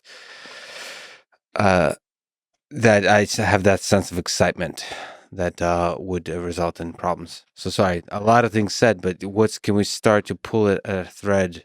Because you've also provided a kind of a beautiful general approach to this, which is this dialectic synthesis or just rigorous empathy, whatever word we want to put to it. That seems to be from the individual perspective is one way to sort of live in the world as we try to figure out how to construct non-self-terminating systems. So what are some underlying sources? Yeah. First, I have to say, I actually really respect Drexler for emphasizing gray goo in Engines of Creation back in the day, to make sure the world was paying adequate attention to the risks of the nanotech, as someone who was right at the cutting edge of what could be. There's definitely game theoretic advantage to those who focus on the opportunities and don't focus on the risks or pretend there aren't risks, because they get to market first, and then they externalize all of the costs through limited liability or whatever it is to the commons or wherever happen to have it. Other people are going to have to solve those, but now they have the power and capital associated. The person who looked at the risks and tried to do better design and go slower is probably not going to move into positions of as much power or influence as quickly. So this is one of the issues we have to deal with, is some of the bad game theoretic dispositions in the system relative to its own stability. And the key aspect to that, sorry to interrupt, is the externalities generated. Yes. What flavors of catastrophic risk are we talking about here? What's your favorite flavor in terms of ice cream? So mine is coconut. Nobody seems to like coconut ice cream. So ice cream aside, what are you most worried about in terms of catastrophic risk that will help us kind of make concrete the discussion we're having about how to fix this whole thing? Yeah. I think it's worth taking a historical perspective briefly to just kind of orient everyone to it. We don't have to go all the way back to the aliens who've seen all of civilization, but to just recognize that for all of human history, as far as we're aware, there were existential risks to civilizations, and they happened, right? Like there were civilizations that were killed in war, that tribes that were killed in tribal warfare, whatever. So people faced existential risk to the group that they identified with. It's just those were local phenomena, right? It wasn't a fully global phenomena. So an empire could fall and surrounding empires didn't fall. Maybe they came in and filled the space. The first time that we were able to think about catastrophic risk, not from like a solar flare or something that we couldn't control, but from something that humans would actually create at a global level, was World War II and the bomb. Because it was the first time that we had tech big enough that could actually mess up everything at a global level. It could mess up habitability. We just weren't powerful enough to do that before. It's not that we didn't behave in ways that would have done it. We just only behaved in those ways at the scale we could affect.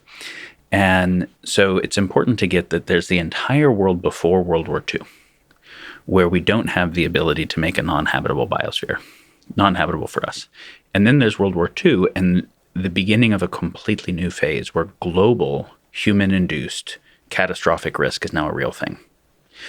And that was such a big deal that it changed the entire world in a really fundamental way, which is, you know, when you study history, it's amazing how big a percentage of history is studying war, right? And the history of wars. You study European history and whatever, and it's generals and wars and empire expansions. And so the major empires near each other never had really long periods of time where they weren't engaged in war or preparation for war or something like that. That was, humans don't have a good precedent in the post-tribal phase, the civilization phase, of being able to solve conflicts without war for very long. World War II was the first time where we could have a war that no one could win. And so the superpowers couldn't fight again. They couldn't do a real kinetic war. They could do diplomatic wars and Cold War type stuff, and they could fight proxy wars through other countries that didn't have the big weapons. And so mutually assured destruction, and like coming out of World War II, we actually realized that nation states couldn't prevent world war. And so we needed a new type of supervening government in addition to nation states, which was the whole Bretton Woods world, the United Nations, the World Bank, the IMF, the globalization trade type agreements, mutually assured destruction. That was, how do we have some coordination beyond just nation states between them, since we have to stop war between at least the superpowers? And it was pretty successful, given that we've had like 75 years of no superpower on superpower war. We've had lots of proxy wars during that time. We've had, Cold War. And I would say we're in a new phase now where the Bretton Woods solution is basically over, or almost over. Can you describe the Bretton Woods solution? Yeah. So the Bretton Woods, the series of agreements for how the nations would be able to engage with each other in a solution other than war, was these IGOs, these intergovernmental organizations, and was the idea of globalization. Since we could have global effects, we needed to be able to think about things globally, where we had trade relationships with each other, where it would not be profitable to war with each other. It'd be more profitable to actually be able to trade with each other. So our own self-interest was, going to drive our non-war interest. And so this started to look like, and obviously this couldn't have happened that much earlier either, because industrialization hadn't gotten far enough to be able to do massive global industrial supply chains and ship stuff around, quickly. But like we were mentioning earlier, almost all the electronics that we use today, just basic cheap stuff for us, is made on 6 continents, made in many countries. There's no single country in the world that could actually make many of the things that we have, and from the raw material extraction to the plastics and polymers and the, et cetera. And so the idea that we made a world that could do that kind of trade and create massive GDP growth, we could all work together to be able to mine natural resources and grow stuff. With the rapid GDP growth, there was the idea that everybody could keep having more without having to take each other's stuff. Mm-hmm. And so that was part of kind of the Bretton Woods post-World War II model. The other was that we would be so economically interdependent that blowing each other up would never make sense. That worked for a while. Now, it also brought us up into planetary boundaries faster. The unrenewable use of resource and turning those resources into pollution on the other side of the supply chain. Mm-hmm. So obviously that faster GDP growth meant the overfishing of the oceans and the cutting down of the trees and the climate change and the toxic mining tailings going into the water and the mountaintop removal mining and all those types of things. That's the overconsumption side of the risk that we're talking about. And so the answer of let's do positive GDP is the answer rapidly and exponentially obviously accelerated the planetary boundary side. And that started to be, that was thought about for a long time, but it started to be modeled with the Club of Rome and limits of growth. But it's just very obvious to say if you have a linear materials economy where you take stuff out of the earth faster, whether it's fish or trees or ore, and you take it out of the earth faster than it can replenish itself, and you turn it into trash after using it for a short period of time. You put the trash in the environment faster than it can process itself, and there's toxicity associated with both sides of this. You can't run an exponentially growing linear materials economy on a finite planet forever. That's not a hard thing to figure out. And it has to be exponential if there's an exponentiation in the monetary supply because of interest and then fractional reserve banking. And to then be able to keep up with the growing monetary supply, you have to have growth of goods and services. And so that's that kind of thing that has happened. But you also see that when you get these supply chains that are so interconnected across the world, you get increased fragility because a collapse or a problem in one area then affects the whole world in a much bigger area as opposed to the issues being local, right? So we got to see with COVID and an issue that started in one part of China affecting the whole world so much more rapidly than would have happened before Bretton Woods, right? Before international travel, supply chains, that whole kind of thing. And with a bunch of second and third order effects that people wouldn't have predicted. Okay, we have to stop certain kinds of travel because of viral contaminants, but the countries doing agriculture depend upon fertilizer they don't produce that is shipped into them, and depend upon pesticides they don't produce. So we got both crop failures and crops being eaten by locusts in scale in northern Africa and Iran and things like that because they couldn't get the supplies of stuff in. So then you get massive starvation or future kind of hunger issues because of supply chain shutdowns. So you get this increased fragility and cascade dynamics where a small problem can end up leading to cascade effects. And also, we went from 2 superpowers with 1 catastrophe weapon to now that same catastrophe weapon there's more countries that have it, 8 or 9 countries that have it, and there's a lot more types of catastrophe weapons. We now have catastrophe weapons with weaponized drones that can hit infrastructure targets, in fact, every new type of tech has created an arms race. So we have not, with the UN or the other kind of intergovernmental organizations, we haven't been able to really do nuclear deproliferation. We've actually had more countries get nukes and keep getting faster nukes, the race to hypersonics and things like that. And every new type of technology that has emerged has created an arms race. And so you can't do mutually assured destruction with multiple agents the way you can with 2 agents.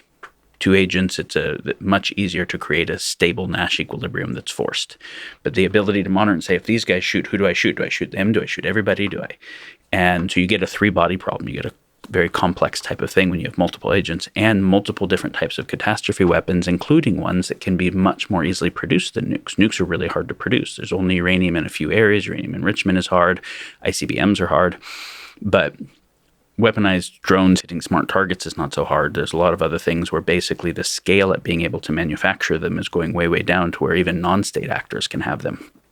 And so when we talk about exponential tech and the decentralization of exponential tech, what that means is decentralized catastrophe weapon capacity. And especially in a world of increasing numbers of people feeling disenfranchised, frantic, whatever, for different reasons. So I would say where the Bretton Woods world doesn't prepare us to be able to deal with lots of different agents, having lots of different types of catastrophe weapons you can't put mutually assured destruction on, where you can't keep doing growth of the materials economy in the same way because of hitting planetary boundaries, and where the fragility dynamics are actually now their own source of catastrophic risk. So now there was all the world until World War II. And World War II is just from a civilization timescale point of view, is just a second ago. It seems like a long time, but it is really not. We get a short period of relative peace at the level of superpowers while building up the military capacity for much, much, much worse war the entire time. And then now we're at this new phase where the things that allowed us to make it through the nuclear power are not the same systems that will let us make it through the next stage. So what is this next post-Bretton Woods? How do we become safe vessels, safe stewards of many different types of exponential technology is a key question when we're thinking about X-Risk. Okay. So, and I'd like to try to answer the how a few ways, but first on the mutually assured destruction, do you give credit to the idea of 2 superpowers not blowing each other up with nuclear weapons to the simple game theoretical model of mutually assured destruction, or something you've said previously, this idea of inverse correlation, which I tend to believe between now you were talking about tech, but I think it's maybe broadly true, the inverse correlation between competence and propensity for destruction. So the better, the bigger your weapons, not because you're afraid of mutually assured self-destruction, but because we're human beings and there's a deep moral fortitude there that's somehow aligned with competence and being good at your job. That like it's very hard to be a psychopath and be good at killing at scale. Do you share any of that intuition? Kind of. I think most people would say that Alexander the Great and Genghis Khan and Napoleon were effective people that were good at their job, that were actually maybe asymmetrically good at being able to organize people and do certain kinds of things that were pretty oriented towards certain types of destruction, or pretty willing to, maybe they would say they were oriented towards empire expansion, but pretty willing to commit certain acts of destruction in the name of it. What are you worried about? The Genghis Khan, or you could argue he's not a psychopath. That are you worried about Genghis Khan? Are you worried about Hitler? Or are you worried about a terrorist who has a very different ethic, which is not even it's not trying to preserve and build and expand my community. It's more about just destruction in itself is the goal. I think the thing that you're looking at that I do agree with is that there's a psychological disposition towards construction, Right. and a psychological disposition more towards destruction. Obviously, everybody has both and can toggle between both. And oftentimes one is willing to destroy certain things. We have this idea of creative destruction, right? Willing to destroy certain things to create other things. And utilitarianism and trolley problems are all about exploring that space. And the idea of war is all about that. I am trying to create something for our people, and it requires destroying some other people. Sociopathy is a funny topic because it's possible to have very high fealty to your in-group and work on perfecting the methods of torture to the out-group at the same time, because you can dehumanize and then remove empathy. And I would also say that there are types. So the thing that gives hope about the orientation towards construction and destruction being a little different in psychologies is what it takes to build really catastrophic tech. Even today, where it doesn't take what it took to make a nuke, a small group of people could do it, takes still some real technical knowledge that required having studied for a while, and some then building capacity. And there's a question of, is that psychologically inversely correlated with the desire to damage civilization meaningfully? A little bit, I think.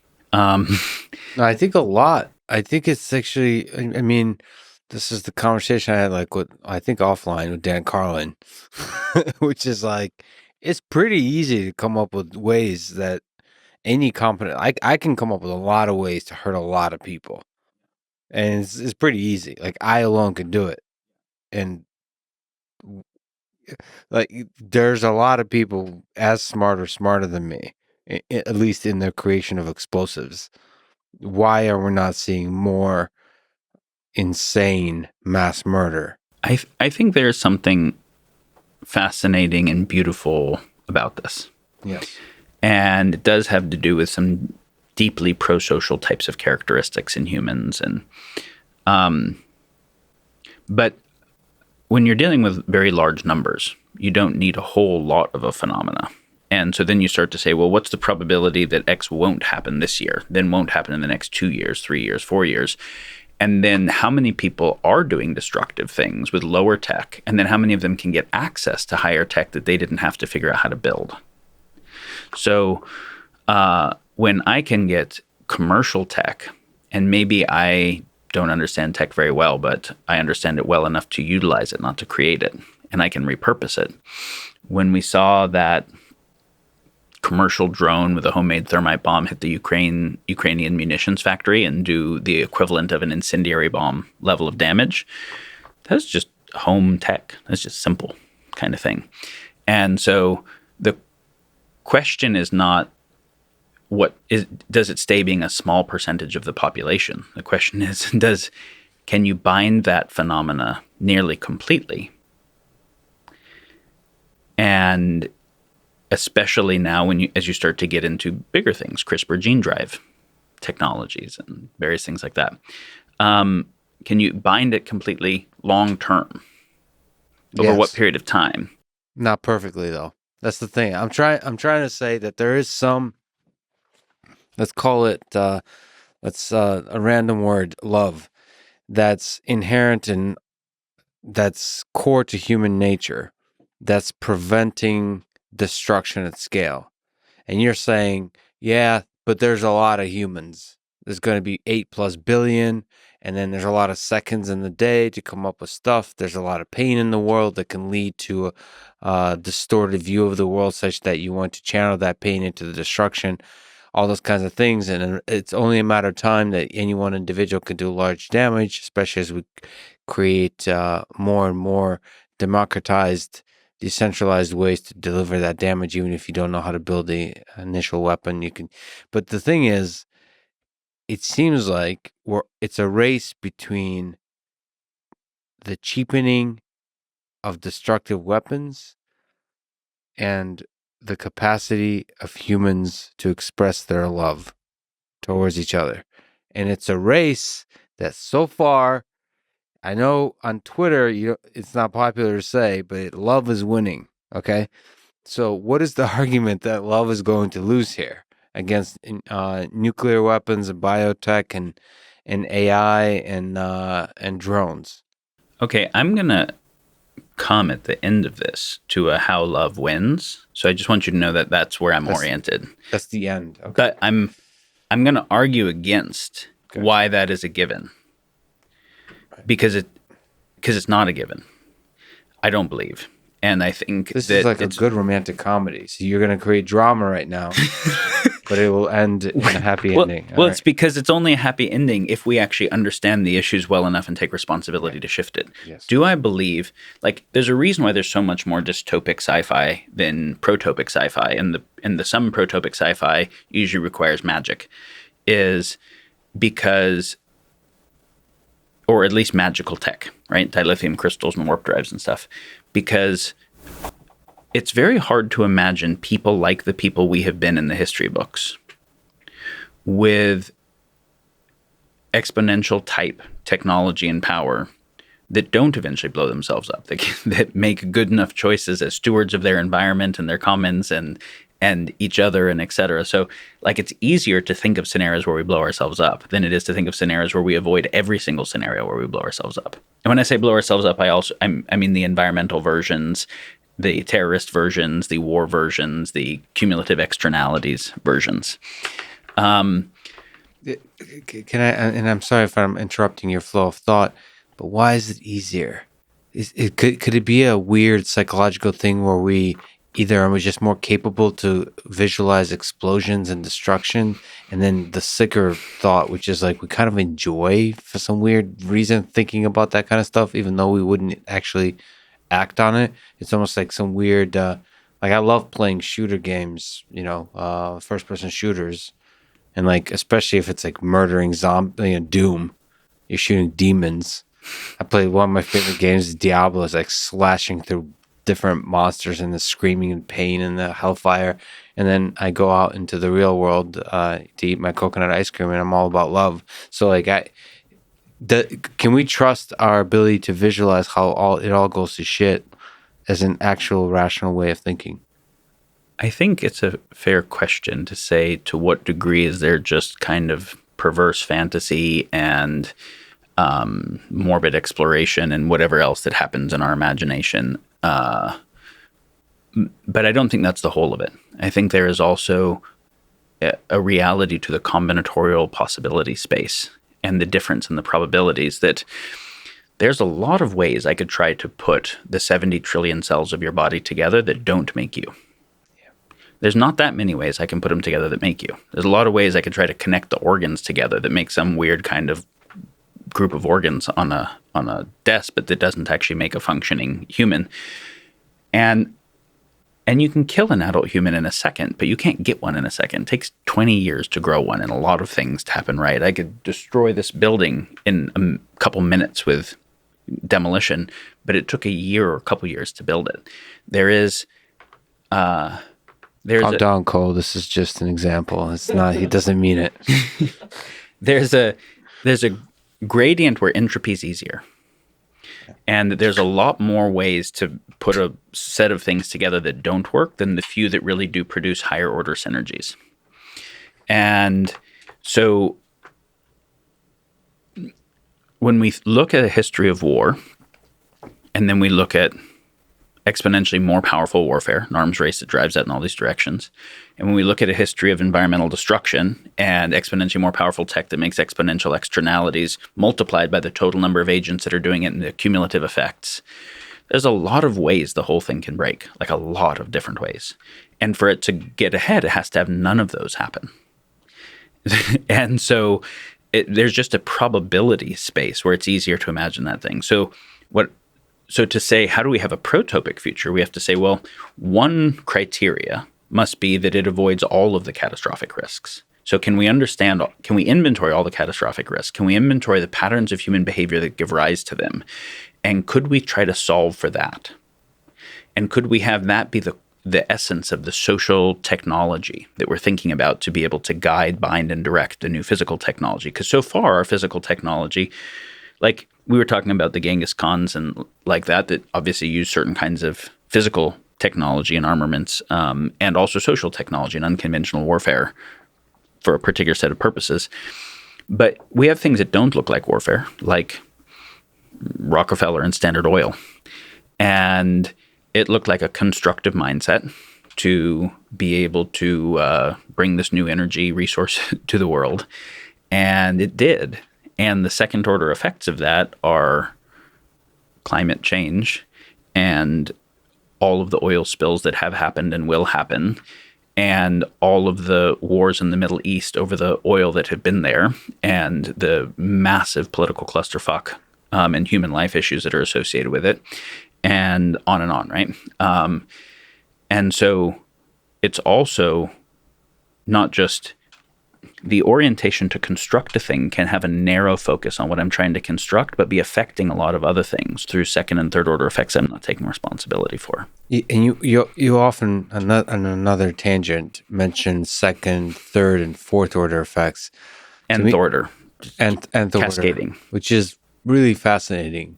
Like starting with the third order plus, it gets really interesting. Because we don't even acknowledge like the second order effects, right? But like thinking, because those it could get bigger and bigger and bigger in ways we were not anticipating. So how do we make those? So it sounds like part of the thing that you are thinking through in terms of a solution, how to create an anti-fragile, a resilient society, is to make explicit, acknowledge, understand the externalities, the second order, third order, fourth order, nth order effects. How do we start to think about those effects? Yeah, the war application is harm we're trying to cause or that we're aware we're causing, right? The externality is harm that at least supposedly we're not aware we're causing, or at minimum, it's not our intention, right? Maybe we're either totally unaware of it or we're aware of it, but it is a side effect of what our intention is. It's not the intention itself. There are catastrophic risks from both types. The direct application of increased technological power to a rivalrous intent, which is going to cause harm for some outgroup, for some in-group to win. But the outgroup is also working on growing the tech. And if they don't lose completely, they reverse engineer the tech, upregulate it, come back with more capacity. So there's the exponential tech arms race side of in-group, out-group rivalry using exponential tech. That is one set of risks. Mm-hmm. And the other set of risks is the application of exponentially more powerful tech, not intentionally to try and beat an outgroup, but to try to achieve some goal that we have, but to produce a second and third order effects that do have harm to the commons, to other people, to environment, to other groups, that might actually be bigger problems than the problem we were originally trying to solve with the thing we were building.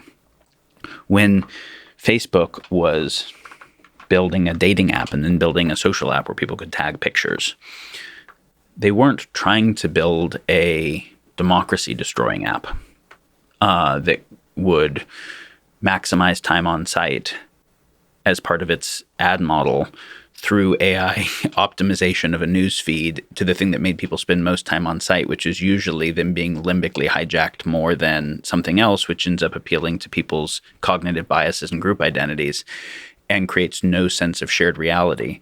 They weren't trying to do that, but it was a second order effect. And it's a pretty fucking powerful second order effect. And a pretty fast one, because the rate of tech is obviously able to get distributed to much larger scale, much faster, and with a bigger jump in terms of total vertical capacity. Then that's what it means to get to the verticalizing part of an exponential curve. So just like we can see that oil had these second order environmental effects and also social and political effects, war and so much of the whole, like the total amount of oil used has a proportionality to total global GDP. And this is why we have this, the petrodollar and so the oil thing also had the externalities of a major aspect of what happened with military industrial complex and things like that. So, but we can see the same thing with more current technologies with Facebook and Google and other things. So I don't think we can run, and the more powerful the tech is, we build it for reason X, whatever reason X is. Mm-hmm.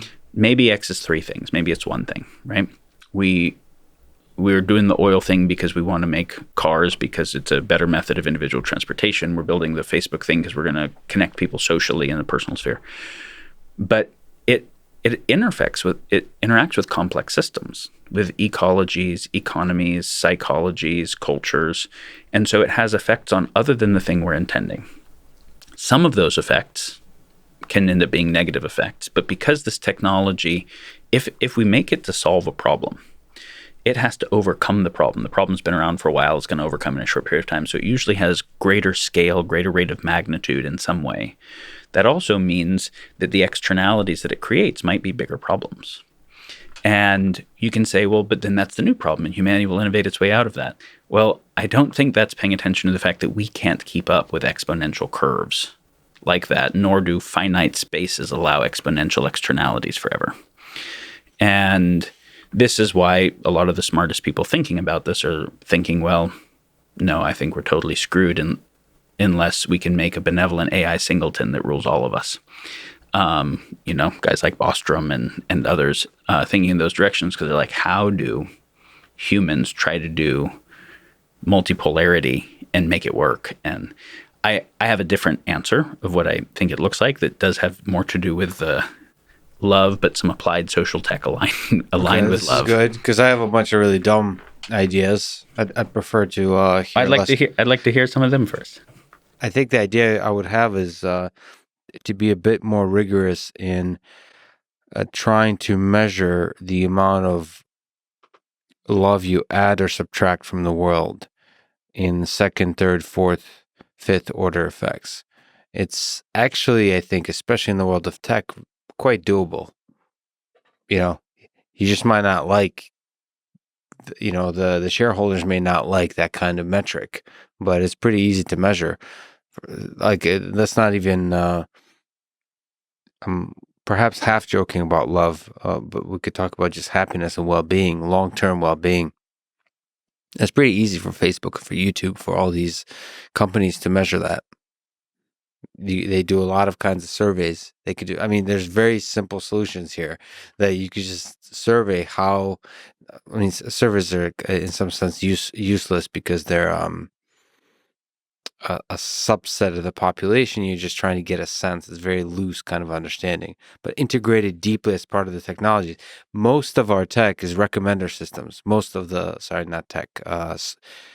online interaction is driven by recommender systems that learn very little data about you and use that data mostly based on traces of your previous behavior to suggest future things. This is how Twitter, this is how Facebook works. This is how AdSense for Google AdSense works. This is how Netflix, YouTube work, and so on. And for them to just track as opposed to engagement, how much you spend in a particular video, a particular site, is also give you the technology to do self-report of what makes you feel good, of what makes you grow as a person, of what makes you, the best version of yourself. The Rogan idea of the hero of your own movie, and just add that little bit of information. If you have people, you have this like happiness surveys of how you feel about the last 5 days. How would you report your experience? You can lay out the set of videos. This is kind of fascinating to watch. I don't know if you ever look at YouTube, the history of videos you've looked at. It's fascinating. It's very embarrassing for me. Like, it'll be like a lecture and then like a set of videos that I don't want anyone to know about, which will be like, I don't know, maybe like 5 videos in a row where it looks like I watched the whole thing, which I probably did, about like how to cook a steak, even though, or just like the best chefs in the world cooking steaks, and I'm just like sitting there watching it for no purpose whatsoever, wasting away my life, or like funny cat videos, or like legit. That's always a good one, and I could look back and rate which videos made me a better person and not. And I mean, on a more serious note, there's a bunch of conversations, podcasts, or lectures I've watched which made me a better person, and some that made me a worse person. Quite honestly, and not for stupid reasons like I feel dumber, but because I do have a sense that that started me on a path of not being kind to other people. For example, I'll give you for my own, and I'm sorry for ranting, but maybe there's some usefulness to this kind of exploration of self. When I focus on creating, on programming, on science, I become a much deeper thinker and a kinder person to others. When I listen to too many, a little bit is good, but too many podcasts or videos about how our world is melting down, or criticizing ridiculous people, the worst of the quote unquote woke, for example. There's all these groups that are misbehaving in fascinating ways because they've been corrupted by power.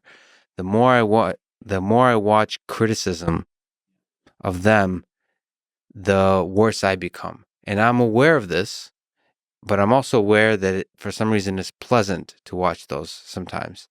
And so for me to be able to self-report that to the YouTube algorithm, to the systems around me, and they ultimately try to optimize to make me the best the best version of myself, which I personally believe would make YouTube a lot more money, because I'd be much more willing to spend time on YouTube and give YouTube a lot more of my money. That's great for business and great for humanity, because it'll make me a kinder person.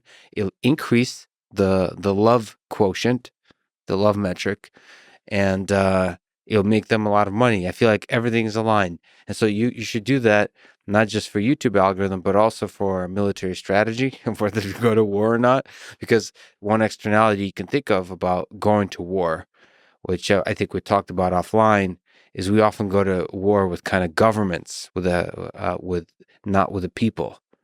You have to think about the kids of countries that see a soldier, and because of what they experience, their interaction with the soldier, hate is born. When you're like 8 years old, 6 years old, you lose your dad, you lose your mom, you lose a friend, somebody close to you. That one really powerful externality that could be reduced to love, positive and negative, is the hate that's born when you make decisions, and that's going to take fruition. That little seed is going to become a tree that then leads to the kind of destruction that we talk about. But in my sense, it's possible to reduce everything to a measure of how much love does this add to the world. All that to say, do you have ideas of how we practically build systems that create a resilient society? There were a lot of good things that you shared where there's like 15 different ways that we could enter this that are all interesting. So I'm trying to see which one will probably be most useful. Pick the one or two things that are least ridiculous. When you were mentioning if we could see some of the second order effects or externalities that we aren't used to seeing, specifically the one of a kid being radicalized somewhere else, which engenders enmity in them towards us, which decreases our own future security. Yeah. Even if you don't care about the kid. If you care about the kid, it's a whole other thing. Yeah, I mean, I think when we saw this, when Jane Fonda and others went to Vietnam and took photos and videos of what was happening, and you got to see the pictures of the kids with napalm on them, that, like, the anti-war effort was bolstered by that in a way it couldn't have been without that. Until we can see the images, you can't have a mirror neuron effect in the same way. And when you can, that starts to have a powerful effect. I think there's a deep principle that you're sharing there, which is that if we can have a rivalrous intent where our in-group, whatever it is, maybe it's our political party wanting to win within the US, maybe it's our nation state wanting to win in a war or an economic war over resource or whatever it is, that if we don't obliterate the other people completely, they don't go away. They're not engendered to like us more. They didn't become less smart. So they have more enmity towards us, and whatever technologies we employed to be successful, they will now reverse engineer, make iterations on, and come back. And so you drive an arms race, which is why you can see that the wars were over history employing more lethal weaponry. And not just the kinetic war, the information war and the narrative war and the economic war, right? Like it just increased capacity in all of those fronts. And so what seems like a win to us on the short term might actually really produce losses in the long term. And what's even in our own best interest in the long term is probably more aligned with everyone else because we interaffect each other. And I think the thing about globalization and exponential tech and the rate at which we affect each other and the rate at which we affect the biosphere that we're all affected by is that this kind of proverbial spiritual idea that we're all interconnected and need to think about that in some way, that was easy for tribes to get because everyone in the tribes so clearly saw their interconnection and dependence on each other. But in terms of a global level, the speed at which we are actually interconnected, the speed at which the harm happening to something in Wuhan affects the rest of the world, or a new technology developed somewhere affects the entire world, or an environmental issue or whatever, is making it to where we either actually all get, not as a spiritual idea, just even as physics, right? We all get the interconnectedness of everything, and that we either all consider that and see how to make it through more effectively together, or failures anywhere end up becoming decreased quality of life and failures and increased risk everywhere. Don't you think people are beginning to experience that at the individual level? So governments are resisting it. They're trying to make us not empathize with each other, feel connected. But don't you think people are beginning to feel more and more connected? Like, isn't that exactly what the technology is enabling? Like social networks, we tend to criticize them, but isn't there a sense which we're experiencing, When you watch those videos that are criticizing, whether it's the woke Antifa side or the QAnon Trump supporter side, does it seem like they have increased empathy for people that are outside of their ideologic camp? No, not at all. So I may be conflating my own experience of the world and that of the populace. I tend to see those videos as feeding something that's a relic of the past. They figured out that drama fuels clicks. But whether I'm right or wrong, I don't know. But I tend to sense that is not, that hunger for drama is not fundamental to human beings. That we want to understand Antifa, and we want to empathize. We want to take radical ideas and be able to empathize with them and synthesize it all. Okay, let's look at cultural outliers in terms of violence versus compassion. We can see that a lot of cultures have relatively lower in-group violence, bigger out-group violence, and there's some variance in them and variance at different times based on the scarcity or abundance of resource and other things. But you can look at, say, Jains, whose whole religion is around nonviolence, so much so that they don't even hurt plants. They only take fruits that fall off them and stuff. Or to go to a larger population, you take Buddhists, where for the most part, with a few exceptions, for the most part, across 3 millennia and across lots of different countries and geographies and whatever, you have 10 million people plus or minus who don't hurt bugs. The whole spectrum of genetic variance that is happening within a culture of that many people. and head traumas and whatever, and nobody hurts bugs. And then you look at a group where the kids grow up as child soldiers in Liberia or Darfur, where to make it to adulthood, pretty much everybody's killed people hand to hand, and killed people who were civilian or innocent type people. And you say, okay, so we were very neotenous. We can be conditioned by our environment, and humans can be conditioned where almost all the humans show up in these two different bell curves. It doesn't mean that the Buddhists had no violence. It doesn't mean that these people had no compassion, but they're very different Gaussian distributions.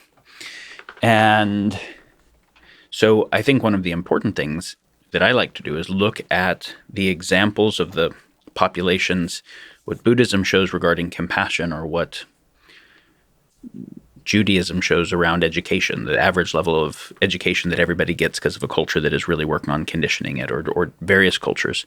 What are the positive deviants outside of the statistical deviance to see what is actually possible? And then say, what are the conditioning factors? And can we condition those across a few of them simultaneously? And could we build a civilization like that? Becomes a very interesting question. So there's this kind of realpolitik idea that humans are violent. Large groups of humans become violent. They become irrational. Specifically those two things, rivalrous and violent and irrational.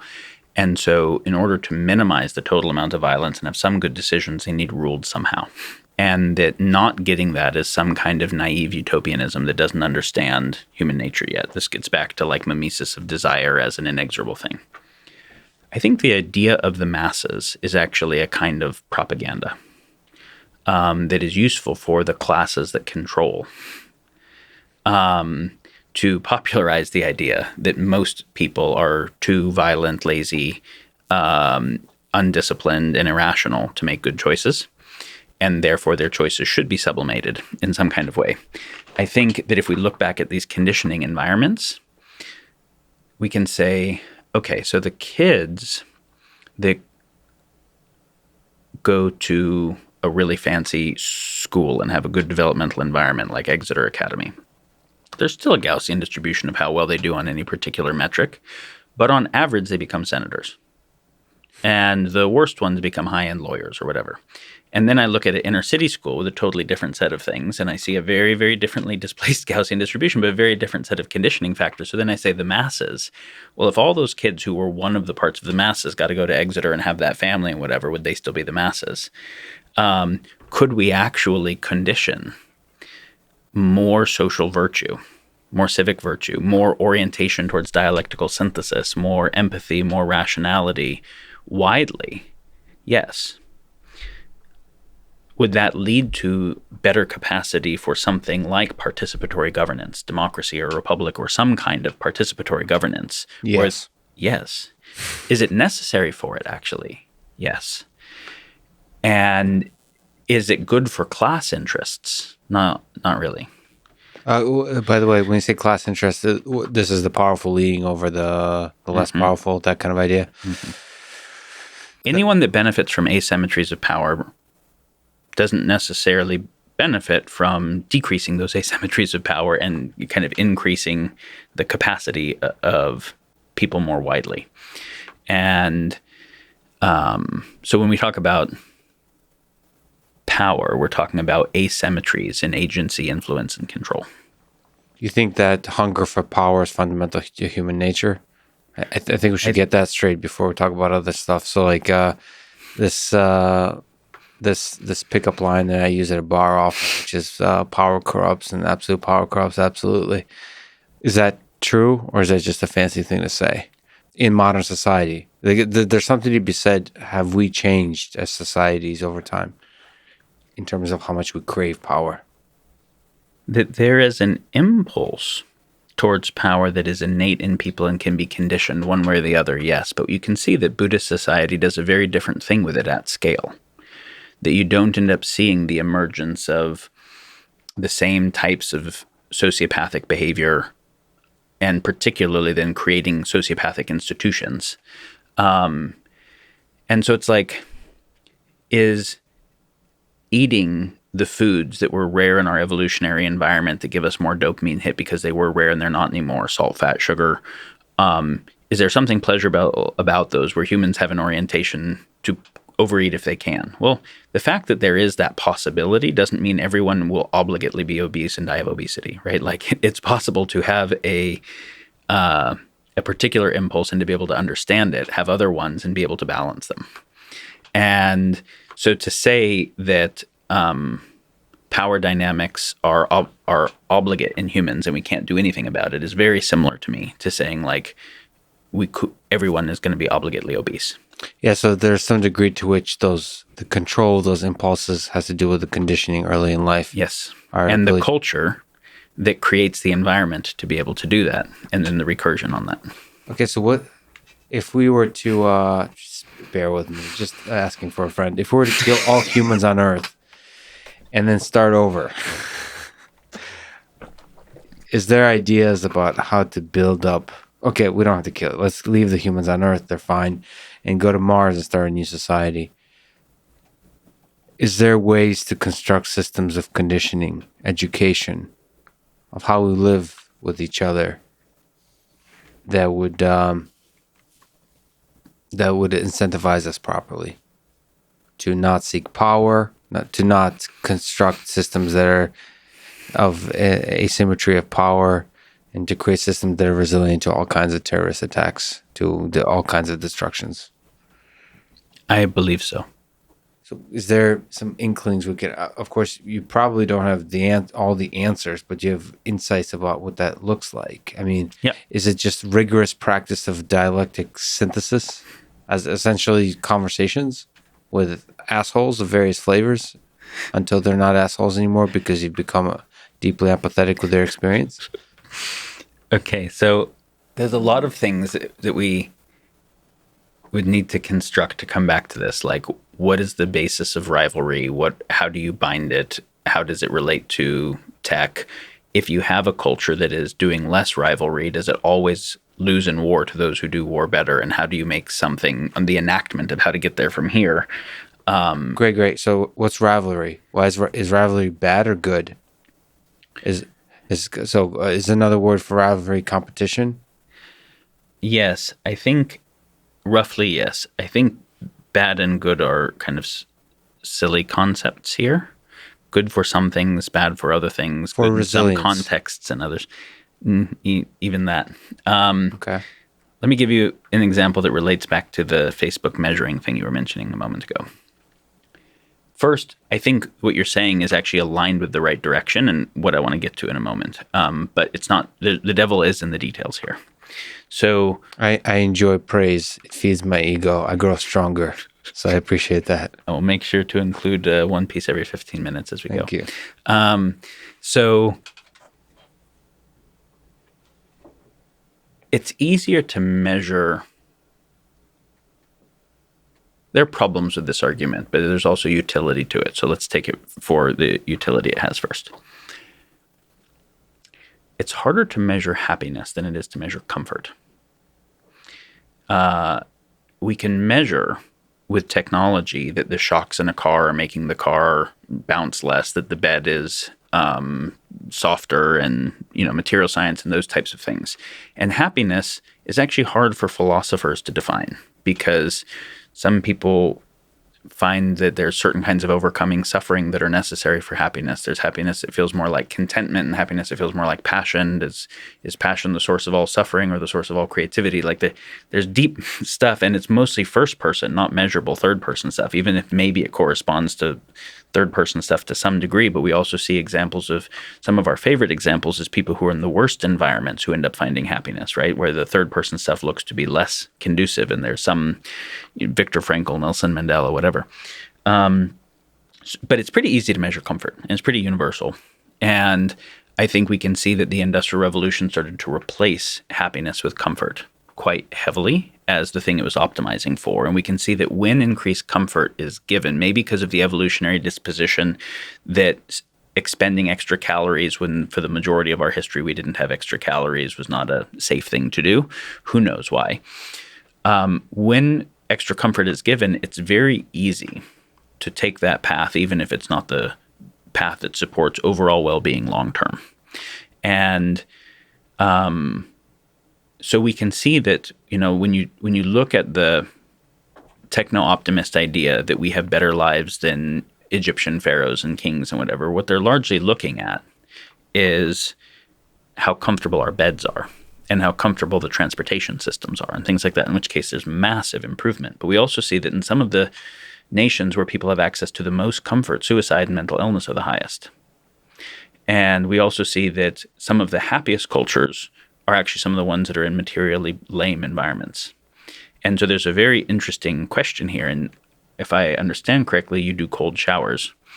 And Joe Rogan was talking about how he needs to do some fairly intensive kind of struggle that is a non-comfort to actually induce being better as a person. This concept of hormesis, that it's actually stressing an adaptive system that increases its adaptive capacity, and that there's something that the happiness of a system has something to do with its adaptive capacity, its overall resilience, health, well-being, which requires a decent bit of discomfort. And yet in the presence of the comfort solution, it's very hard to not choose it. And then as you're choosing it regularly, to actually down-regulate your overall adaptive capacity.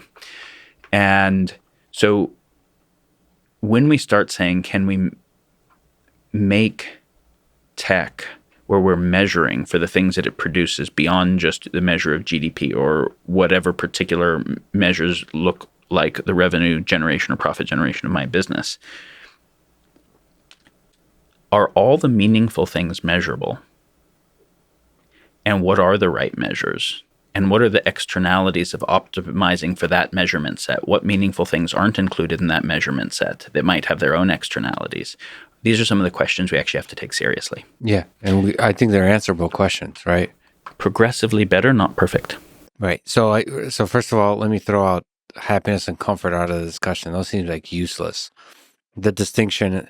Because I said they're useful. Well-being is useful, but I think I take it back.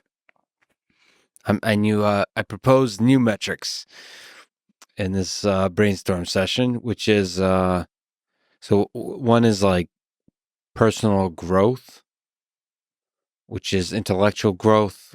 I think we're able to make that concrete for ourselves. Like, you're a better person than you were a week ago, or a worse person than you were a week ago. I think we can ourselves report that and understand what that means. It's this gray area, and we try to define it, but I think we humans are pretty good at that because we have an idealistic sense of the person we might be able to become. We all dream of becoming a certain kind of person, and I think we have a sense of getting closer and not towards that person. Maybe this is not a great metric. Fine. The other one is love, actually. Fuck if you're happy or not, or you're comfortable or not. How much love do you have towards your fellow human beings? I feel like if you try to optimize that and increasing that, that's a good metric. How many times a day, if I can quantify, how many times a day have you thought positively of another human being? Just put that down as a number and increase that number.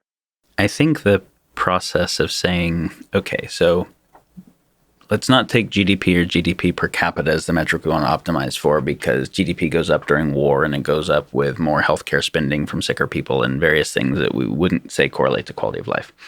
Addiction drives GDP awesomely. By the way, when I said growth, I wasn't referring to GDP. I know. I'm giving an example now of the primary metric we use and why it's not an adequate metric, because we're exploring other ones. Yeah. So the idea of saying, what would the metrics for a good civilization be? If I had to pick a set of metrics, what would the best ones be if I was going to optimize for those? And then really try to run the thought experiment more deeply and say, okay, so what happens if we optimize for that? Try to think through the first and second and third order effects of what happens that's positive. And then also say, what negative things can happen from optimizing that? What actually matters that is not included in that or in that way of defining it? Because love versus number of positive thoughts per day, I could just make a long list of names and just say positive thing about each one. It's all very superficial. Not include animals or the rest of life, have a very shallow total amount of it, but I'm optimizing the number, and if I get some credit for the number. And this is when I said the model of reality isn't reality. when you make a set of metrics, say we're going to optimize for this, whatever reality is that is not included in those metrics can be the areas where harm occurs, which is why I would say that wisdom is something like the discernment that leads to right choices beyond what metrics-based optimization would offer. Yeah, but another way to say that is wisdom is constantly expanding and evolving set of metrics. So which means that there is something in you that is recognizing a new metric that's important that isn't part of that metric set. So there's a certain kind of connection, discernment, awareness. And this is iterative game theory. There's a Gödel's incompleteness theorem, right? Which is if the set of things is consistent, it won't be complete. So we're going to keep adding to it, which is why we were saying earlier, I don't think it's not beautiful. Yeah. And especially if you were just saying one of the metrics you want to optimize for at the individual level is becoming, right? That we're becoming more. Well, that then becomes true for the civilization and our metric sets as well. Yeah. And our definition of how to think about a meaningful life and a meaningful civilization. I can tell you what some of my favorite metrics are. What's that? Well, love is obviously not a metric. It's how much you can bench? Yeah. It's a good metric. Yeah, I want to optimize that across the entire population, starting with infants. So in the same way that love isn't a metric, but you could make metrics that look at certain parts of it. The thing I'm about to say isn't a metric, but it's a consideration. Because I thought about this a lot. I don't think there is a metric, a right one. I think that every metric by itself, without this thing we talked about of the continuous improvement, becomes a paperclip maximizer. I think that's what the idea of false idol means in terms of the model of reality not being reality. Then my sacred relationship is to reality itself, which also binds me to the unknown forever, to the known, but also to the unknown. And there's a sense of sacredness connected to the unknown that creates an epistemic humility that is always seeking not just to optimize the thing I know, but to learn new stuff. And to be open to perceive reality directly. So my model never becomes sacred. My model is useful. So the model can't be the false idol. Correct. Yeah. And this is why the first verse of the Tao Te Ching is the Tao that is nameable is not the eternal Tao. The naming then can become the source of the 10,000 things that if you get too carried away with it can actually obscure you from paying attention to reality beyond in the models. It sounds a lot like Stephen Wolfram, but in a different language, much more poetic. I can imagine that. No, I'm joking, but there's echoes of cellular automata, which you can't name. You can't construct a good model of cellular automata. You can only watch in awe.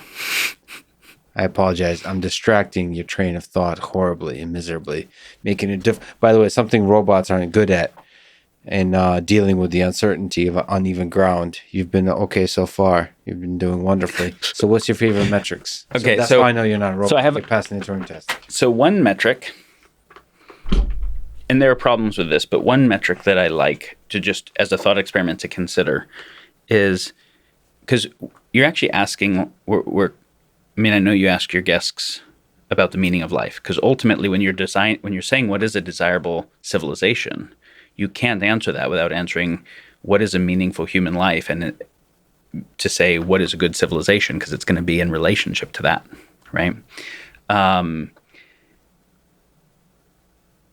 And then you have whatever your answer is. How do you know? What is the epistemic basis for postulating that?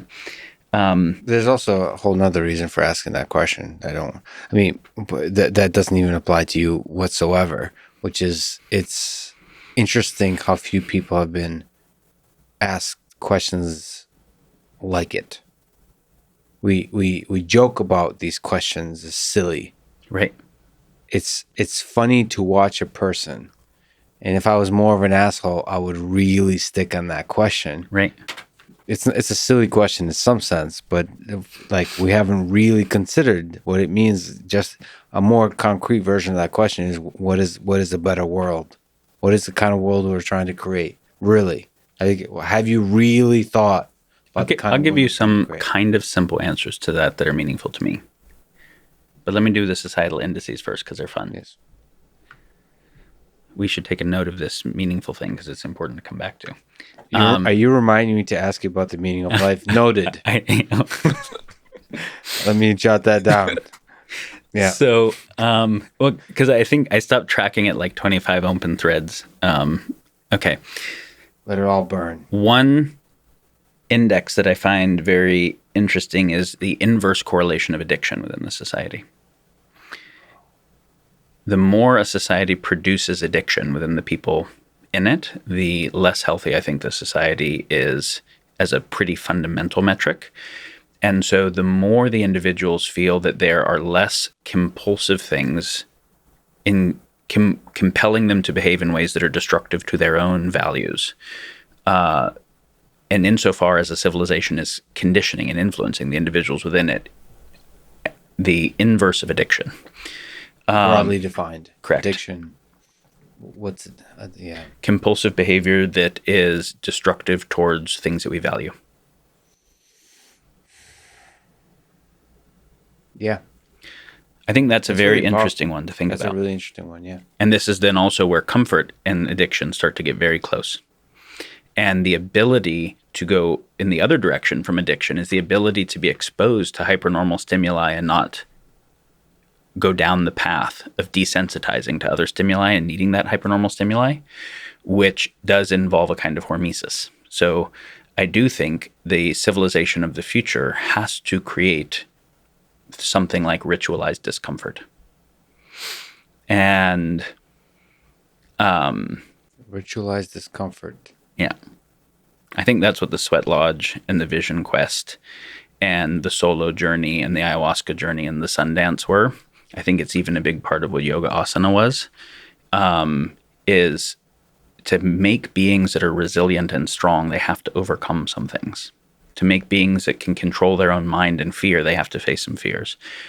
But we don't want to put everybody in war or real trauma. And yet we can see that the most fucked up people we know had childhoods of a lot of trauma. But some of the most incredible people we know had childhoods of a lot of trauma, whether or not they happen to make it through and overcome that or not. So how do we get the benefits of the steeling of character and the resilience and the whatever that happened from the difficulty without traumatizing people? A certain kind of ritualized discomfort that not only has us overcome something by ourselves, but overcome it together with each other, where nobody bails when it gets hard because the other people are there. So it's both a resilience of the individuals and a resilience of the bonding. So I think we'll keep getting more and more comfortable stuff, but we have to also develop resilience in the presence of that, for the anti-addiction direction and the fullness of character, and the trustworthiness to others. So you have to be consistently injecting discomfort into the system, ritualize. I mean, this sounds like you have to imagine Sisyphus happy. You have to imagine Sisyphus with his rock,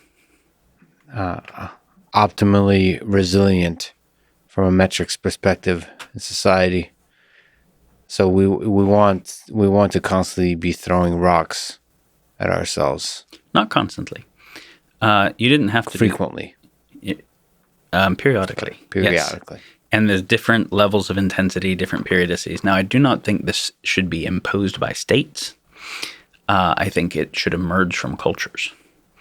And I think the cultures are developing people that understand the value of it. So there is both a cultural cohesion to it, but there's also a voluntarism because the people value the thing that is being developed. They understand it. And that's where it's conditioning. It's conditioning some of these values. And Conditioning is a bad word because we like our idea of sovereignty, but when we recognize the language that we speak and the words that we think in and the patterns of thought built into that language and the aesthetics that we like, and so much is conditioned in us just based on where we're born, you can't not condition people. So all you can do is take more responsibility for what the conditioning factors are, and then you have to think about this question of what is a meaningful human life, because we're unlike the other animals born into environment that they're genetically adapted for. We're building new environments that we were not adapted for, and then we're becoming affected by those. So then we have to say, well, what kinds of environments, digital environments, physical environments, social environments,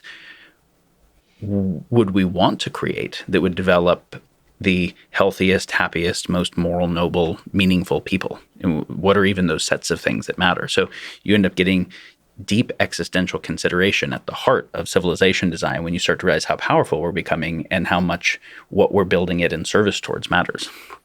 Before I pull it, I think 3 threads you just laid down. Is there another metric index that you're interested in? I'll tell you one more that I really like. There's a number, but the next one that comes to mind is I have to make a very quick model. Healthy human bonding. Say we were in a tribal type setting. My positive emotional states and your positive emotional states would most of the time be correlated. Your negative emotional states and mine. And so you start laughing, I start laughing, you start crying, my eyes might tear up. And we would call that the compassion compersion axis. This is a model I find useful. So compassion is when you're feeling something negative, I feel some pain, I feel some empathy, something in relationship. Compersion is when you do well, I'm stoked for you, right? Like I actually feel happiness at your happiness. I like compersion. Yeah, the fact that it's such an uncommon word in English is actually a problem culturally. Because I feel that often, and I think that's a really good feeling to feel and maximize for, actually. Yeah. That's actually the metric I'm going to say. Oh, wow. Is the compassion compersion axis is the thing I would optimize for. Now, there is a state where my emotional states and your emotional states are just totally decoupled. And that is like sociopathy. I don't want to hurt you, but I don't care if I do, or for you to do well or whatever. But there's a worse state, and it's extremely common, which is where they're inversely coupled, where my positive emotions correspond to your negative ones and vice versa. And that is I would call it the jealousy sadism axis. The jealousy axis is when you're doing really well, I feel something bad. I feel taken away from, less than, upset, envious, whatever. And that's so common. But I think of it as kind of a low-grade psychopathology that we've just normalized. The idea that I'm actually upset at the happiness or fulfillment or success of another is like a profoundly fucked up thing. No, we shouldn't shame it and repress it so it gets worse. We should study it. Where does it come from? And it comes from our own insecurities and stuff. But then the next part that everybody knows is really fucked up is just on the same axis. It's the same inverted, which is, so the jealousy or the envy is the I feel badly when you're doing well. The sadism side is I actually feel good when you lose. Or when you're in pain, I feel some happiness that's associated. And you can see when someone feels jealous, sometimes they feel jealous with a partner and then they feel they want that partner to get it. Revenge comes up or something. So sadism is really like jealousy is one step on the path to sadism from the healthy compassion compersion axis. So I would like to see a society that is that is conditioning sadism and jealousy inversely, right? The lower that amount and the more the compassion compersion. And if I had to summarize that very simply, I would say it would optimize for compersion. Which is, because notice, that's not just saying love for you, where I might be self-sacrificing and miserable and I love people, but I kill myself, which I don't think anybody thinks is a great idea. Or happiness, where I might be sociopathically happy, where I'm causing problems all over the place, or even sadistically happy. But it's a coupling, right? That I'm actually feeling happiness in relationship to yours, and even in causal relationship, where my own agentic desire to get happier wants to support you too. Mm-hmm. That's actually, speaking of another pickup line, that's quite honestly what as a guy who's single, this is going to come out very ridiculous because it's like, oh yeah, where's your girlfriend, bro? But that's what I look for in a relationship, because it's like, it's such an amazing life where you actually get joy from another person's success and they get joy from your success. And then it becomes like you don't actually need to succeed much for that to have a cycle of just like happiness that just increases like exponentially. It's weird. So like just enjoying the happiness of others, the success of others. So this is like the let's call this, because the first person that drilled this into my head is Joe Rogan. He was the embodiment of that, because I saw somebody who was successful, rich, and nonstop. True, I mean, you could tell when somebody's full of shit and somebody's not. really genuinely enjoying the success of his friends. That was weird to me. That was interesting. And the way you're kind of speaking to it, the reason Joe stood out to me is I guess I haven't witnessed genuine expression of that often in this culture, of just real joy for others. I mean, part of that has to do with there hasn't been many channels where you can watch or listen to people being their authentic selves. So I'm sure there's a bunch of people who live life with compersion. They probably don't seek public attention also, but that was that, yeah, if there was any word that can express what I've learned from Joe and why he's been a really inspiring figure is that compersion. And I wish our world was had a lot more of that, because then I mean, my own. So sorry to go on a small tangent, but like, you're speaking how society should function. But I feel like if you optimize for that metric in your own personal life, you're going to live a truly fulfilling life. I don't know what the right word to use, but that's a really good way to live life. You will also learn what gets in the way of it. Right. And how to work with it, that if you wanted to help try to build systems at scale or apply Facebook or exponential technologies to do that, you would have more actual depth of real knowledge of what that takes. And this is, as you mentioned, that there's this virtuous cycle between when you get stoked on other people doing well and then they have a similar relationship to you and everyone is in the process of building each other up. And this is what I would say the healthy version of competition is versus the unhealthy version. The healthy version, right? The root, I believe it's a Latin word that means to strive together. And it's that impulse of becoming where I want to become more, but I recognize that there's actually a hormesis. There's a challenge that is needed for me to be able to do that. But that means that, yes, there's an impulse where I'm trying to get ahead. Maybe I'm even trying to win, but I actually want a good opponent. And I want them to get ahead too, because that is where my ongoing becoming happens. And the win itself will get boring very quickly.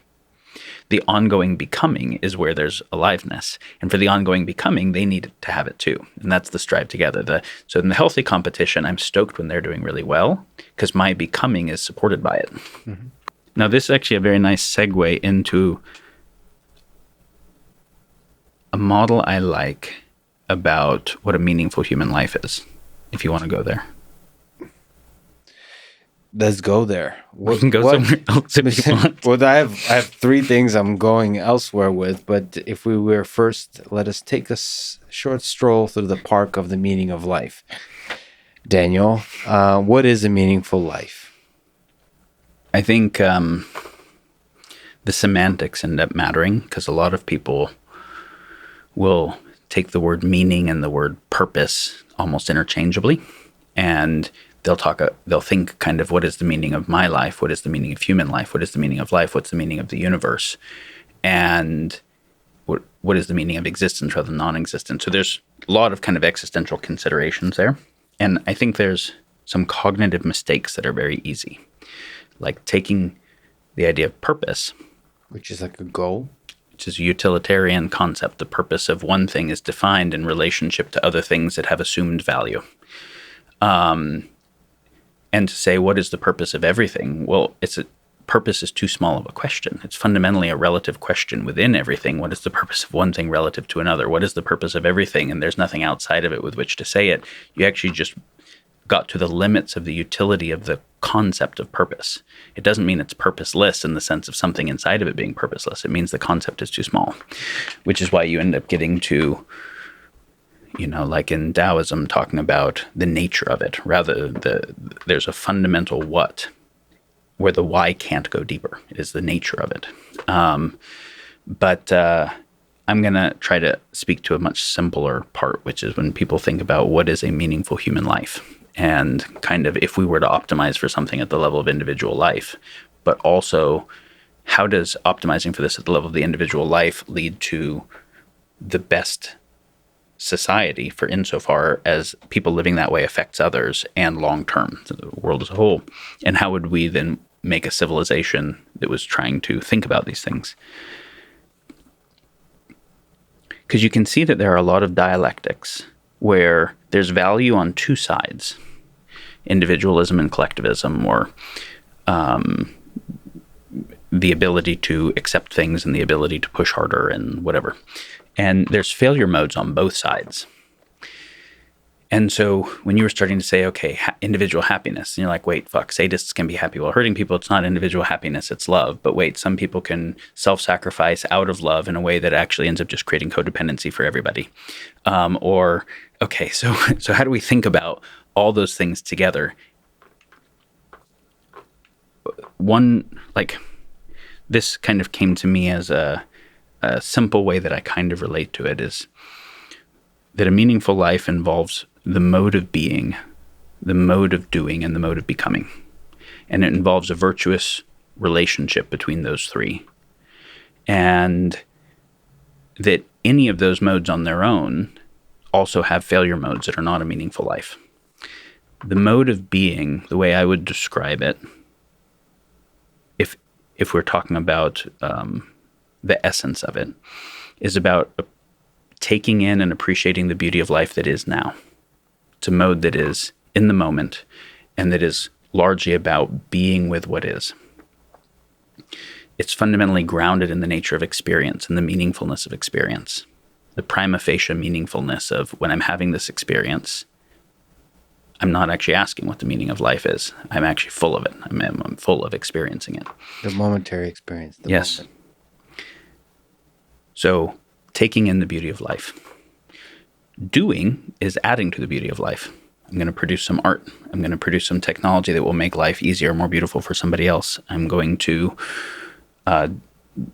do some science that will end up leading to better insights or other people's ability to appreciate the beauty of life more because they understand more about it or whatever it is. Or protect it, right? I'm going to protect it in some way. But that's adding to or being in service of the beauty of life through our doing. And becoming is getting better at both of those. Being able to deepen our being, which is to be able to take in the beauty of life more profoundly, be more moved by it, touched by it, and increasing our capacity with doing to add to the beauty of life more. And so I hold that a meaningful life has to be all three of those. And where they're not in conflict with each other, ultimately it grounds in being, it grounds in the intrinsic meaningfulness of experience. And then my doing is ultimately something that will be able to increase the possibility of the quality of experience for others. And my becoming is a deepening on those. So it grounds in experience and also the evolutionary possibility of experience. And the point is to oscillate between these, never getting stuck on any one. Yeah. Or I suppose in parallel, well, you can't really, attention is a thing. You can only allocate attention. I want moments where I am absorbed in the sunset and I'm not thinking about what to do next. Yeah.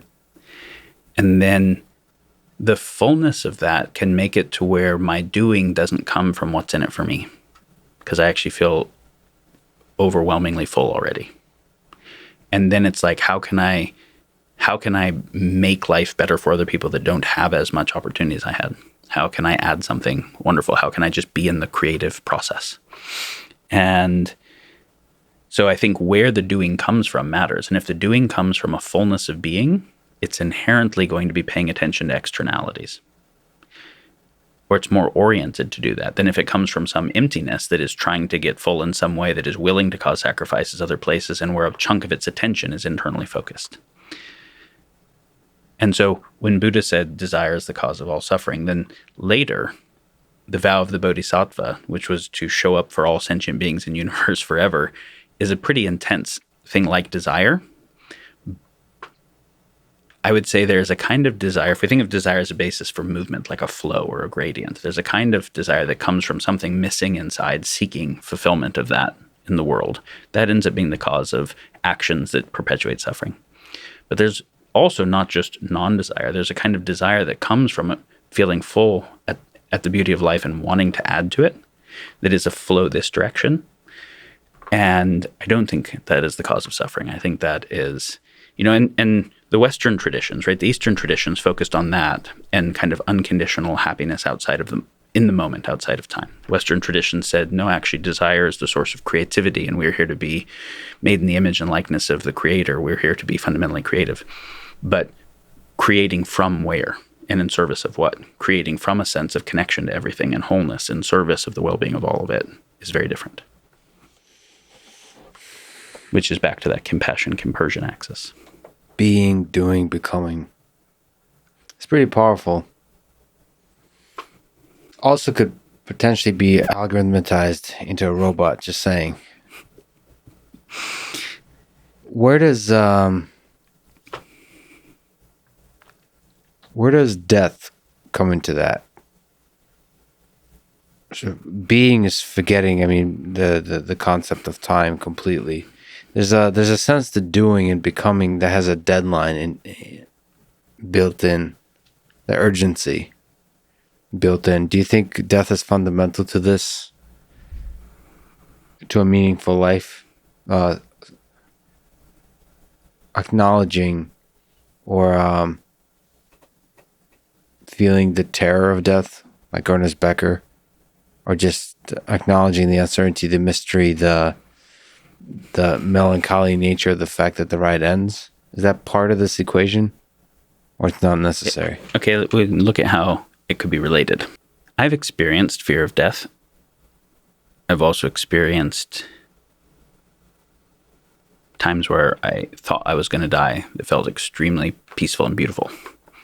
And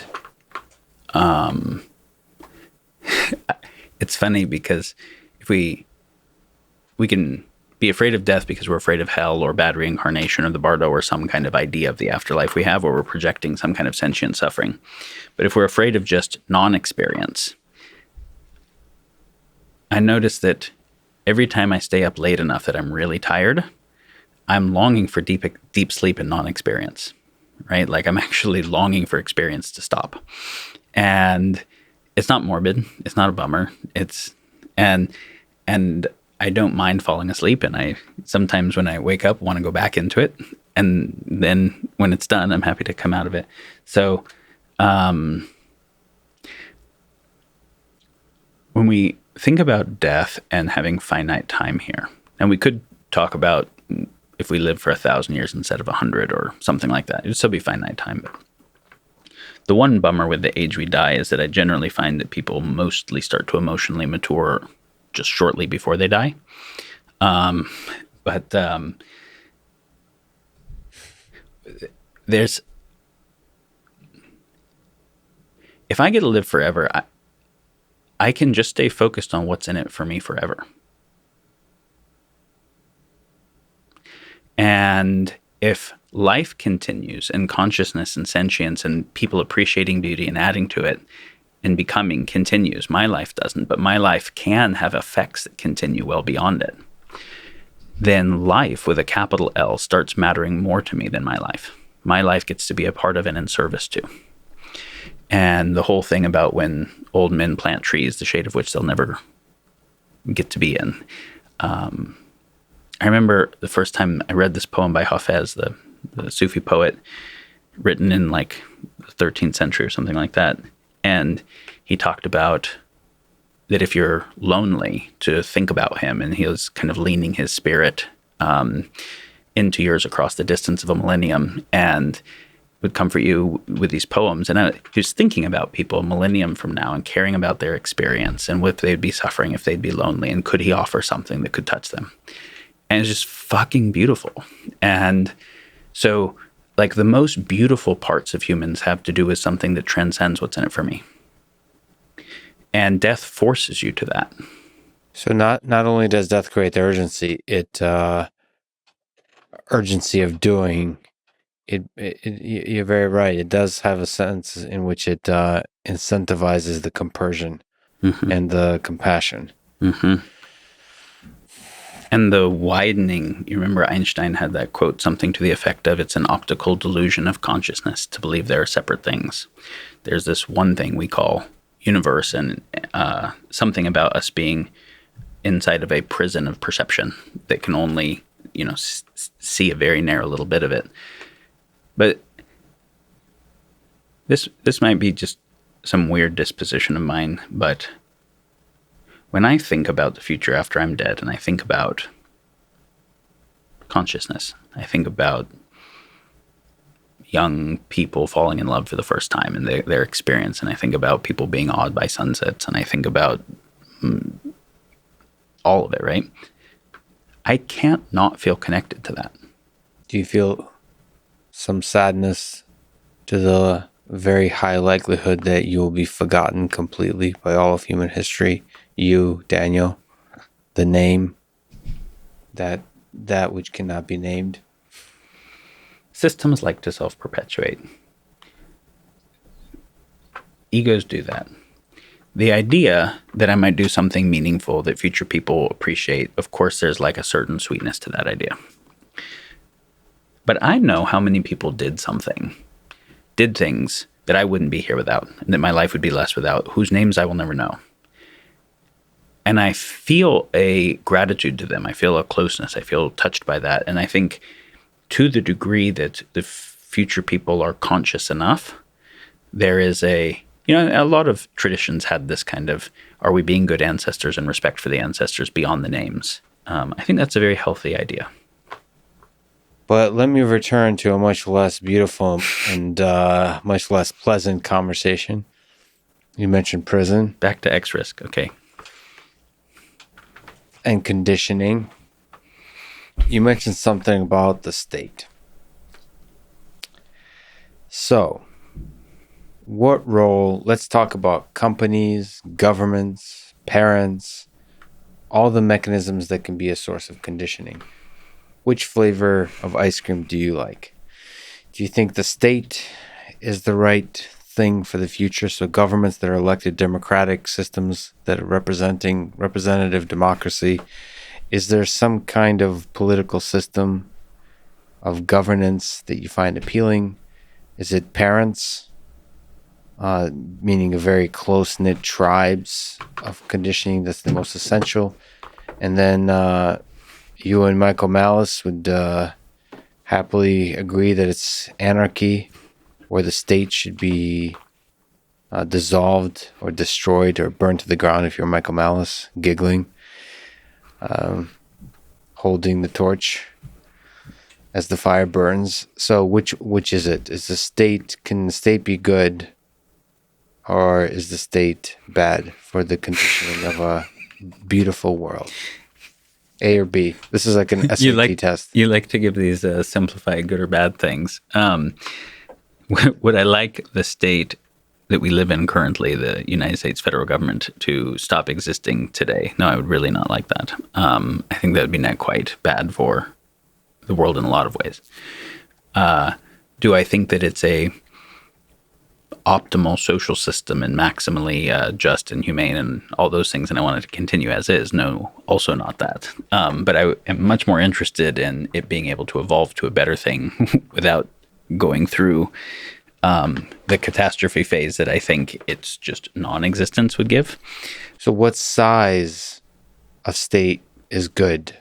In a sense, like, should we as a human society, as this world becomes more globalized, should we be constantly striving to reduce we can put on a map, like right now, literally, like the centers of power in the world. Some of them are tech companies, some of them are governments. Should we be trying to, as much as possible, decentralize the power to where it's very difficult to point on the map the centers of power?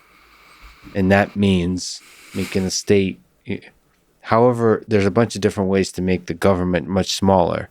That could be reducing, in the United States, reducing the funding for the government, all those kinds of things. There's a set of responsibilities, the set of powers. It could be, I mean, this is far out, but making more nations, or maybe nations not in the space that are defined by geographic location, but rather in the space of ideas, which is what anarchy is about. So anarchy is about forming collectives based on their set of ideas, and doing so dynamically, not based on where you were born and so on. I think we can say that the natural state of humans, if we want to describe such a thing, was to live in tribes that were below the Dunbar number. Meaning that for a few 100,000 years of human history, all of the groups of humans mostly stayed under that size. And whenever it would get up to that size, it would end up cleaving. And so it seems like there's a pretty strong, but there weren't individual humans out in the wild doing really well, right? So we were a group animal, but with groups that had a specific size. So we could say, in a way, humans were being domesticated by those groups. They were learning how to have certain rules to participate with the group, without which you'd get kicked out. But that's still the wild state of people. And maybe it's useful to do as a side statement, which I've recently looked at a bunch of papers around Dunbar's number, where the mean is actually 150. If you actually look at the original paper, it's a range. It's really a range. So it's actually somewhere under 1,000. So it's a range from like 2 to 500 or whatever it is. But like you could argue that I think it actually is exactly the range is 2 to 520, something like that. And this is the mean that's taken crudely. It's not a very good paper. In terms of the actual numerically speaking, but it'd be interesting if there's a bunch of Dunbar numbers that could be computed for particular environments, particular conditions, so on. It is very true that they're likely to be something small, under 1 million. But it'd be interesting if we could expand that number in interesting ways that will change the fabric of this conversation. I just want to kind of throw that in there. I don't know if the 150 is baked in somehow into the hardware. We can talk about some of the things that it probably has to do with. Up to a certain number of people, and this is going to be variable based on the social technologies that mediate it to some degree. We can talk about that in a minute. Up to a certain number of people, everybody can know everybody else pretty intimately. So let's go ahead and just take 150 as an average number. Everybody can know everyone intimately enough that if your actions made anyone else do poorly, it's your extended family. Mm-hmm. And you're stuck living with them, and you know who they are, and there's no anonymous people. There's no just them and over there. And that's one part of what leads to a kind of tribal process where what's good for the individual and good for the whole has a coupling.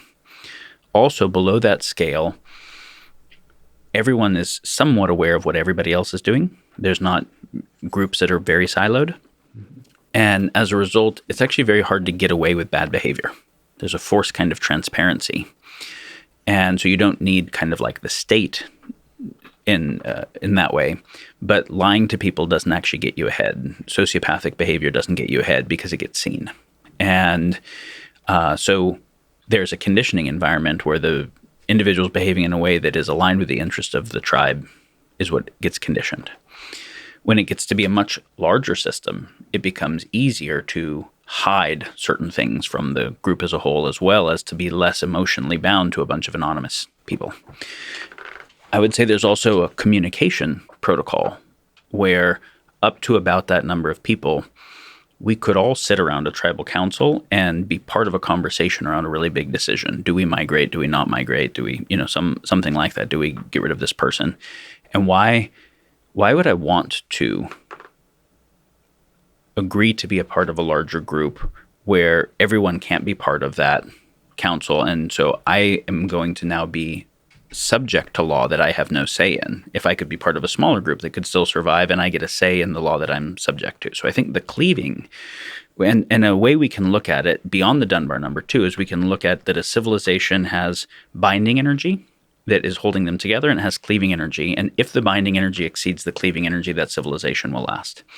And so there are things that we can do to decrease the cleaving energy within the society, things we can do to increase the binding energy. I think naturally we saw that had certain characteristics up to a certain size, kind of tribalism. That ended with a few things. It ended with people having migrated enough that when you started to get resource wars, you couldn't just migrate away easily. And so tribal warfare became more obligate. It involved the plow and the beginning of real economic surplus. There were a few different kind of forcing functions. But we're talking about what size should it be, right? What size should a society be? And I think the idea, like if we think about your body for a moment as a self-organizing complex system that is multi-scaled, we think about... Our body is a wonderland. Our body is a wonderland, yeah. That's a John Mayer song. I apologize. But yes, so if you think about our body and the billions of cells that are in it.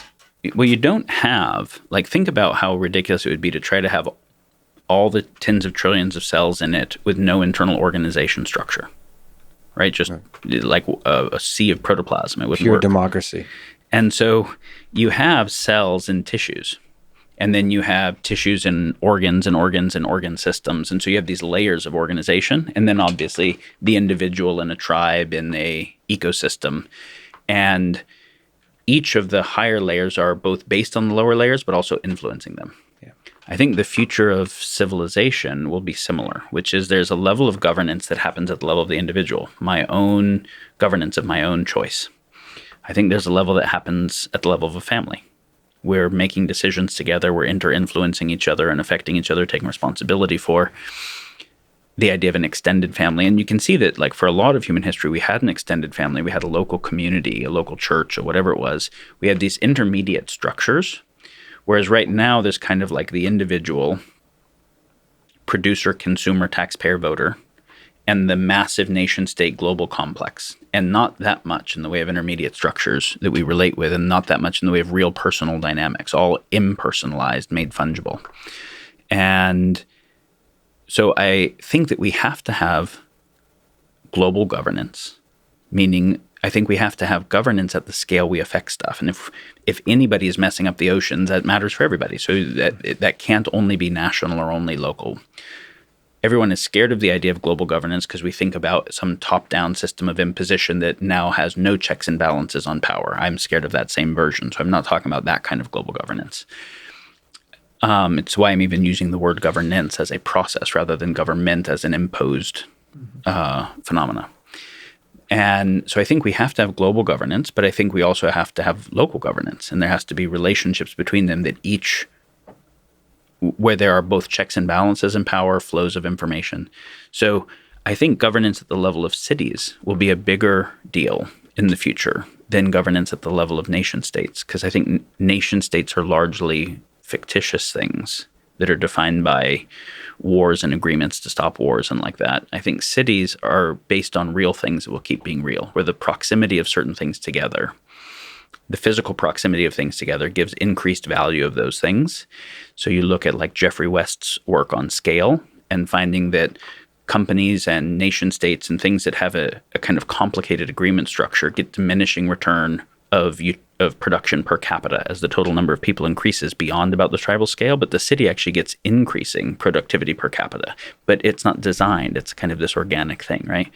So there should be governance at the level of cities because people can sense and actually have some agency there. Probably neighborhoods and smaller scales within it, and also verticals. And some of it won't be geographic. It'll be network-based, right? Networks of affinities. So I don't think the future is one type of governance. Now, what we can say more broadly is, say, when we're talking about groups of people that interaffect each other, the idea of a civilization is that we can figure out how to coordinate our choice-making to not be at war with each other and hopefully increase total productive capacity in a way that's good for everybody. Mm-hmm. Division of labor and specialties, so we all get more, better stuff and whatever. But it's a coordination of our choice-making. I think we can look at civilizations failing on the side of not having enough coordination of choice making, so they fail on the side of chaos, and then they cleave and an internal war comes about or whatever. Or they can't make smart decisions and they overuse their resources or whatever. Or it can fail on the side of trying to get order via imposition, via force, and so it fails on the side of oppression, which ends up being, for a while, functional-ish for the thing as a whole, but miserable for most people in it until it fails either because of revolt or because it can't innovate enough or something like that. And so there's this like toggling between order via oppression and chaos. And I think the idea of democracy, not the way we've implemented it, but the idea of it, whether we're talking about a representative democracy or a direct digital democracy, liquid democracy, a republic, or whatever, the idea of an open society, participatory governance, is can we have order that is emergent rather than imposed so that we aren't stuck with chaos and infighting and inability to coordinate, and we're also not stuck with oppression. And what would it take to have emergent order? This is the most kind of central question for me these days, because if we look at what different nation states are doing around the world, and we see nation states that are more authoritarian, that in some ways are actually coordinating much more effectively. So, for instance, we can see that China has built high-speed rail not just through its country, but around the world, and the U.S. hasn't built any high-speed rail yet. You can see that it brought 300 million people out of poverty in a time where we've had increasing economic inequality happening. You can see that if there was a single country that could make all of its own stuff, if the global supply chains failed, China would be the closest one to being able to start to go closed loop on fundamental things. Belt and Road Initiative, supply chain on rare earth metals, transistor manufacturing, that is they're actually coordinating more effectively in some important ways in the last, call it 30 years. And that's imposed order. And we can see that if in the US, now let's look at why real quick. We know why we created term limits, so that we wouldn't have forever monarchs. That's the thing we were trying to get away from, and that there would be checks and balances on power and that kind of thing. But that also has created a negative second order effect, which is nobody does long-term planning. Because somebody comes in who's got 4 years, they want reelected. They don't do anything that doesn't create a return within 4 years that will end up getting them reelected. And so the 30-year industrial development to build high-speed trains or the new kind of fusion energy or whatever it is just doesn't get invested in. And then if you have left versus right, where whatever someone does for 4 years, then the other guy gets in and undoes it for 4 years. And most of the energy goes into campaigning against each other. This system is just dissipating as heat, right? It's just burning up as heat. And the system that has no term limits and no internal friction in fighting because they got rid of those people can actually coordinate better. But I would argue it has its own fail states eventually and dystopic properties that are not the thing we want. So the goal is to create a system that does long-term planning without the negative effects of a monarch or dictator that stays there for the long term, and accomplish that through not through the imposition of a single leader, but through emergence. So doesn't that perhaps, first of all, the technology in itself seems to, maybe you disagree, allow for different possibilities here, which is make primary the system, not the humans. So the basic the medium on which the democracy happens, like a platform where people can make decisions, do the choice making, the coordination of the choice making, where emerges some kind of order to where something that applies at the scale of the family, the extended family, the city, the country, the continent, the whole world, and then does that so dynamically, constantly changing based on the needs of the people, sort of always evolving. And it would all be owned by Google. Doesn't this, is there a way to so first of all, are you optimistic that you could basically create, technology can save us? Technology at creating platforms, by technology I mean software and network platforms that allows humans to deliberate, make government together dynamically without the need for a leader that's on a podium screaming stuff. That's one. And two, if you're optimistic about that, are you also optimistic about the CEOs of such platforms? The idea that technology is values neutral, values agnostic, and people can use it for constructive or destructive purposes, but it doesn't predispose anything, it's just silly and naive. Technology elicits patterns of human behavior because those who utilize it and get ahead end up behaving differently because of their utilization of it, and then then they end up shaping the world, or other people race to also get the power of the technology. And so there's whole schools of anthropology that look at the effect on social systems and the minds of people of the change in our tooling. Marvin Harris's work called Cultural Materialism looked at this deeply. Obviously, Marshall McLuhan looked specifically at the way that information technologies change the nature of our beliefs, minds, values, social systems. I will not try to do this rigorously because there are academics who will disagree on the subtle details, but I'll do it kind of like illustratively. You think about the emergence of the plow, the ox-drawn plow, in the beginning of agriculture that came with it, where before that you had hunter-gatherer, and then you had horticulture, kind of a digging stick, but not the plow. Well, the world changed a lot with that, right? And a few of the changes that at least some theorists believe in is when the ox-drawn plow started to proliferate, any culture that utilized it was able to start to actually cultivate grain, because just with a digging stick, you couldn't get enough grain for it to matter. Grain was a storable caloric surplus. They could make it through the famines. They could grow their population. So the ones that used it got so much ahead that it became obligate and everybody used it. That corresponding with the use of a plow, animism went away everywhere that it existed, because you can't talk about the spirit of the buffalo while beating the cow all day long to pull a plow. So the moment that we do animal husbandry of that kind, where you have to beat the cow all day, you have to say it's just a dumb animal, man has dominion over earth, and the nature of even our religious and spiritual ideas change. You went from women primarily using the digging stick to do the horticulture or gathering before that, men doing the hunting stuff, to now men had to use the plow because the upper body strength actually really mattered. Women would have miscarriages when they would do it when they were pregnant. So all the caloric supply started to come from men, where it had been from both before, and the ratio of male-female gods changed to being mostly male gods following that. Obviously, we went from that particular line of thought then also says that feminism followed the tractor, and that the rise of feminism in the West started to follow women being able to say we can do what men can, because the male upper body strength wasn't differential once the internal combustion engine was much stronger, and we can drive a tractor. So I don't think to try to trace complex things to one cause is a good idea. So I think this is a reductionist view, but it has truth in it.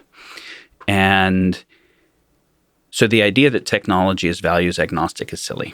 Technology codes patterns of behavior that code rationalizing those patterns of behavior and believing in them. The plow also is the beginning of the Anthropocene, right? It was the beginning of us changing the environment radically to clear-cut areas to just make them useful for people, which also meant the change of the view of where the web of life, we're just a part of it, et cetera. So all those types of things. So that's brilliantly put. But by the way, that was just brilliant. But the question is, it's not agnostic, but... So we have to look at what the psychological effects of specific tech applied certain ways are, and be able to say, it's not just doing the first order thing you intended. It's doing, like, the effect on patriarchy and animism and the end of tribal culture and the beginning of empire and the class systems that came with that. We can go on and on about what the plow did. The beginning of surplus was inheritance, which then became the capital model, and like lots of things. So we have to say, when we're looking at the tech, what are the values built into the way the tech is being built that are not obvious? Right. So you always have to consider externalities. Yes. And this is no matter and the what. Externalities are not just physical to the environment, they're also to how the people are being conditioned and how the relationality between them is being conditioned. The question I'm asking you, so I personally would rather be led by a plow and a tractor than Stalin. Okay?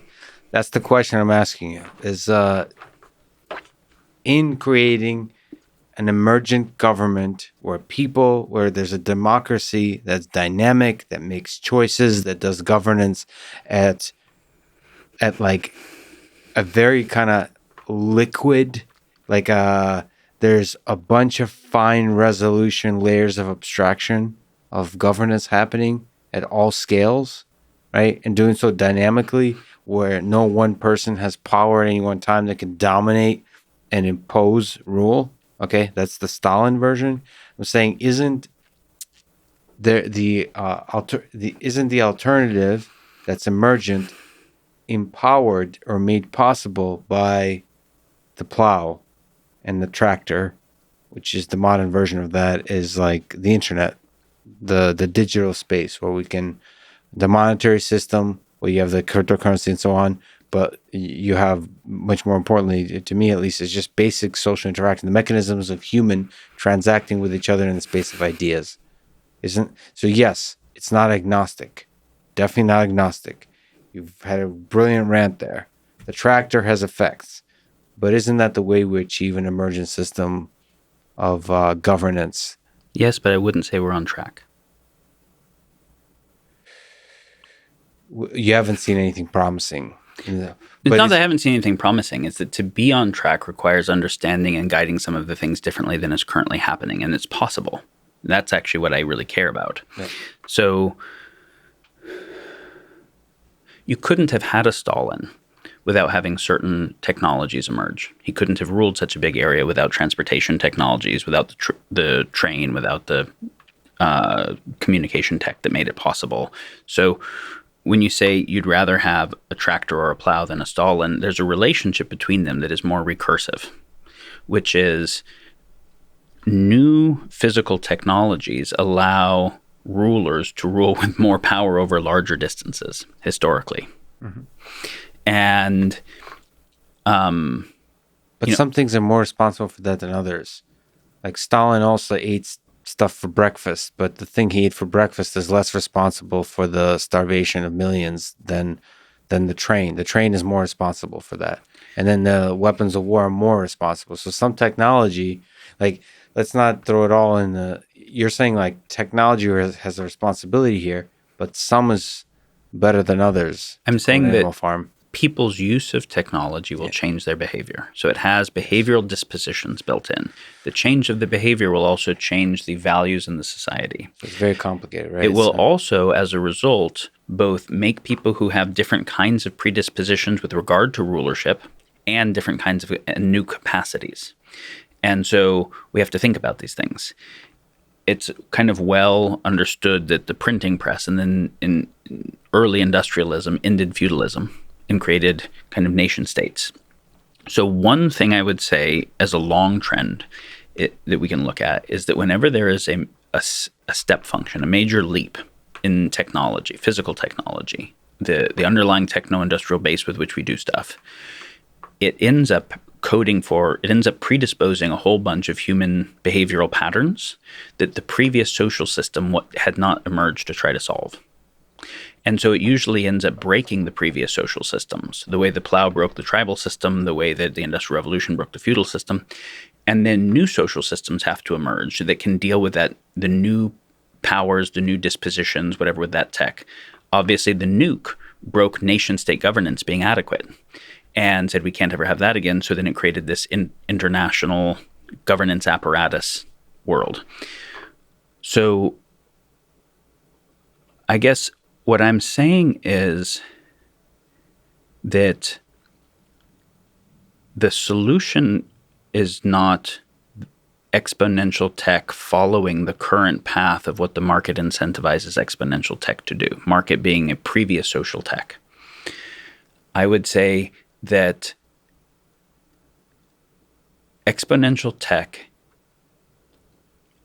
if we look at different types of social tech, so let's just briefly look at that democracy tried to do the emergent order thing, right? At least that's the story. And which is, and this is why if you look, this is important part to build first. It's kind of doing it. It's just doing it poorly, you're saying. I mean, it is emergent order in some sense. I mean, that's the hope of democracy versus other forms of government. Correct. I mean, I said at least the story because obviously it didn't do it for women and slaves early on. It doesn't do it for all classes equally, et cetera. But the idea of democracy is participatory governance. And so you notice that the modern democracies emerged out of the European Enlightenment. And specifically, because the idea that a lot of people, some huge number, not a tribal number, a huge number of anonymous people who don't know each other, are not bonded to each other, who believe different things, who grew up in different ways, can all work together to make collective decisions, that affect everybody, and where some of them will make compromises in the thing that matters to them for what matters to other strangers. That's actually wild. Like, it's a wild idea that would even be possible. Yeah. And it was kind of the result of this high Enlightenment idea that we could all do the philosophy of science, and we could all do the Hegelian dialectic. Those ideas had emerged, right? And it was that we could all, so our choice making, because we said a society is trying to coordinate choice making. The emergent order is the order of the choices that we're making, not just at the level of the individuals, but what groups of individuals, corporations, nations, states, whatever do. Our choices are based on, our choice making is based on our sense making and our meaning making. Our sense making is what do we believe is happening in the world, and what do we believe the effects of a particular thing would be. Our meaning making is what do we care about, right? Our values generation. What do we care about that we're trying to move the world in the direction of? If you ultimately are trying to move the world in a direction that is really, really different than the direction I'm trying to, we have very different values, we're going to have a hard time. And if you think the world is a very different world, right? If you think that systemic racism is rampant everywhere and one of the worst problems, and I think it's not even a thing. If you think climate change is almost existential and I think it's not even a thing, we're going to have a really hard time coordinating. And so we have to be able to have shared sense making of, can we come to understand just what is happening together? And then can we do shared values generation? Okay, maybe I'm emphasizing a particular value more than you, but I can see how I can take your perspective and I can see how the thing that you value is worth valuing, and I can see how it's affected by this thing. So can we take all the values and try to come up with a proposition that benefits all of them better than the proposition I created just to benefit these ones that harms the ones that you care about, which is why you're opposing my proposition. Yeah. We don't even try in the process of crafting a proposition currently to see, and this is a reason that the proposition, when we vote on it, gets half the votes almost all the time. It almost never gets 90% of the votes, is because it benefits some things and harms other things. We can say, oh, theory of trade-offs, but we didn't even try to say, could we see what everybody cares about and see if there was a better solution? So how do we fix that try? I wonder, is it as simple as the social technology of education? Well, no. It's that the proposition crafting and refinement process has to be key to a democracy. Or participatory governance, and it's not currently. But isn't that the humans creating that situation? So one way, there's two ways to fix that. One is to fix the individual humans, which is the education early in life, and the second is to create somehow systems that. Yeah, it's both. So I understand the education part, but creating systems, that's why I mentioned the technologies is creating social networks essentially. Yes, that's actually necessary. Yeah. Okay, so let's go to the first part and then we'll come to the second part. So democracy emerged as an Enlightenment era idea that we could all do a dialectic and come to understand what other people valued, and so that we could actually come up with a cooperative solution rather than just, fuck you, we're going to get our thing in war, right? Mm-hmm. And that we could sense make together. We could all apply the philosophy of science, and you weren't going to stick to your guns on what the speed of sound is if we measured it and we found out what it was. And there's a unifying element to the objectivity in that way. And so this is why I believe Jefferson said, if you could give me a perfect newspaper and a broken government, or I'm paraphrasing, or a broken government and perfect newspaper, I wouldn't hesitate to take the perfect newspaper. Because if the people understand what's going on, they can build a new government. If they don't understand what's going on, they can't possibly make good choices. And Washington, I'm paraphrasing again, first president said the number one aim of the federal government should be the comprehensive education of every citizen in the science of government. Science of government was the term of art. Think about what that means, right? Science of government would be game theory, coordination theory, history. It wouldn't call it game theory yet. History, sociology, economics, right? All the things that lead to how we understand human coordination. I think it's so profound that he didn't say the number one aim of the federal government is rule of law. And he didn't say it's protecting the border from enemies. Because if the number one aim was to protect the border from enemies, it could do that as a military dictatorship quite effectively. And if the goal was rule of law, it could do it as a dictatorship, as a police state. And so if the number one goal is anything other than the comprehensive education of all the citizens in the science of government, it won't stay a democracy long. You can see, so both education and the fourth estate being so education, can I make sense of the world? Am I trained to make sense of the world? The fourth estate is what's actually going on currently, the news. Do I have good, unbiased information about it? Those are both considered prerequisite institutions for democracy to even be a possibility. Yeah. And then at the scale it was initially suggested here, the town hall was the key phenomena where there wasn't a special interest group crafted a proposition, and the first thing I ever saw was the proposition, didn't know anything about it, and I got to vote yes or no. It was in the town hall. We all got to talk about it, and the proposition could get crafted in real time through the conversation, which is why there was that founding father statement that voting is the death of democracy. Voting fundamentally is polarizing the population in some kind of sublimated war. And we'll do that as the last step. But what we want to do first is to say, how does the thing that you care about that seems damaged by this proposition, how could that turn into a solution to make this proposition better? Where this proposition still tends to the thing it's trying to tend to and tends to that better. Can we work on this together?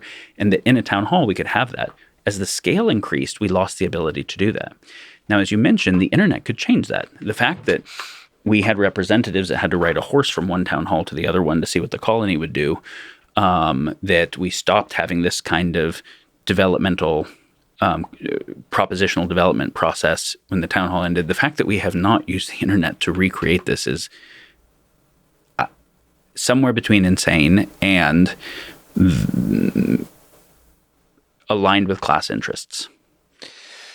I would push back to say that the internet has those things. It just has a lot of other things. I feel like the internet has places where that encourage synthesis of competing ideas and sense making, which is what we're talking about. It's just that it's also flooded with a bunch of other systems that perhaps are out competing it under current incentives. Perhaps it has to do with capitalism and the market. Sure, Linux is awesome, right? And Wikipedia and places where you have, and they have problems, but places where you have open source sharing of information, vetting of information towards collective building. Is that building something like how much has that affected our court systems? Or our policing systems, or our military systems, or our... First of all, I think a lot, but not enough. I think that's something I told you offline yesterday. Is perhaps it's a whole nother discussion, but I don't think we're quite quantifying the impact on the world, the positive impact of Wikipedia.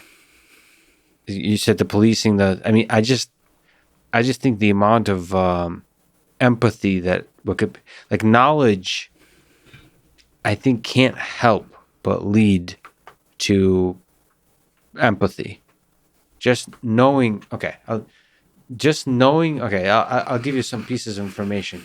Knowing how many people died in various wars, that delta, when you have millions of people have that knowledge, it's a little slap in the face,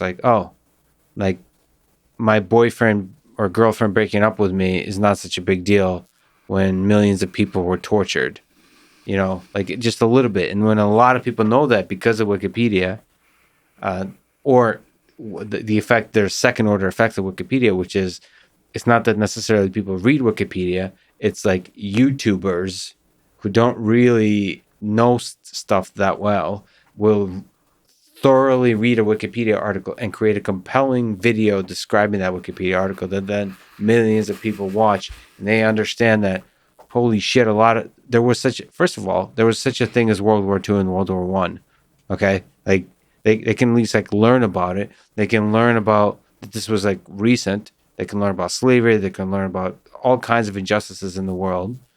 And that, I think, has a lot of effects to the way, whether you're a police officer, a lawyer, a judge in the jury, or just a regular citizen, the way you approach every other communication you engage in, even if the system of that communication is very much flawed. So I think there's a huge positive effect on Wikipedia. That's my case for Wikipedia. So you should donate to Wikipedia. I'm a huge fan, but there's very few systems like it, which is sad to me. So I think it would be a useful exercise for any listener of the show to really try to run the dialectical synthesis process with regard to a topic like this, and take the techno-concern perspective with regard to information tech that folks like Tristan Harris take, and say, what are all of the things that are getting worse? And are any of them following an exponential curve, and how much worse, how quickly could that be? And do that fully without mitigating it. Then take the techno-optimist perspective and see what things are getting better in a way that Kurzweil or Diamandis or someone might do. And try to take that perspective fully and say, are some of those things exponential? What could that portend? And then try to hold all that at the same time. And I think there are ways in which, depending upon the metrics we're looking at, things are getting worse on exponential curves and better on exponential curves for different metrics at the same time, which I hold as the destabilization of previous system, and either an emergence to a better system or a collapse to a lower order are both possible.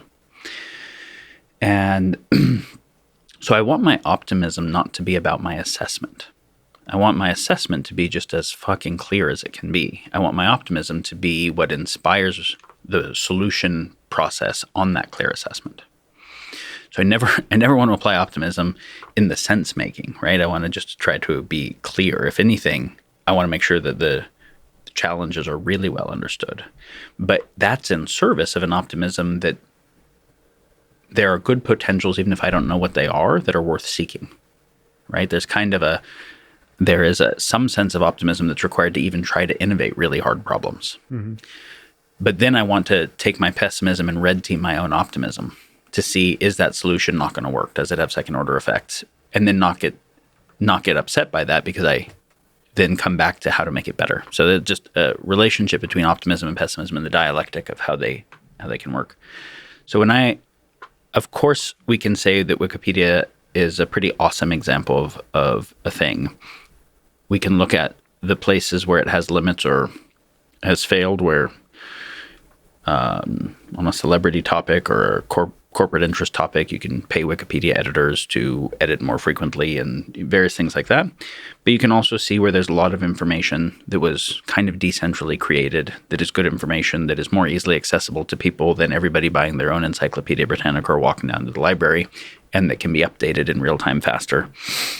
And I think you're very right that the business model is a big difference, because Wikipedia is not a for-profit corporation. It's tending to the information commons, and it doesn't have an agenda other than tending to the information commons.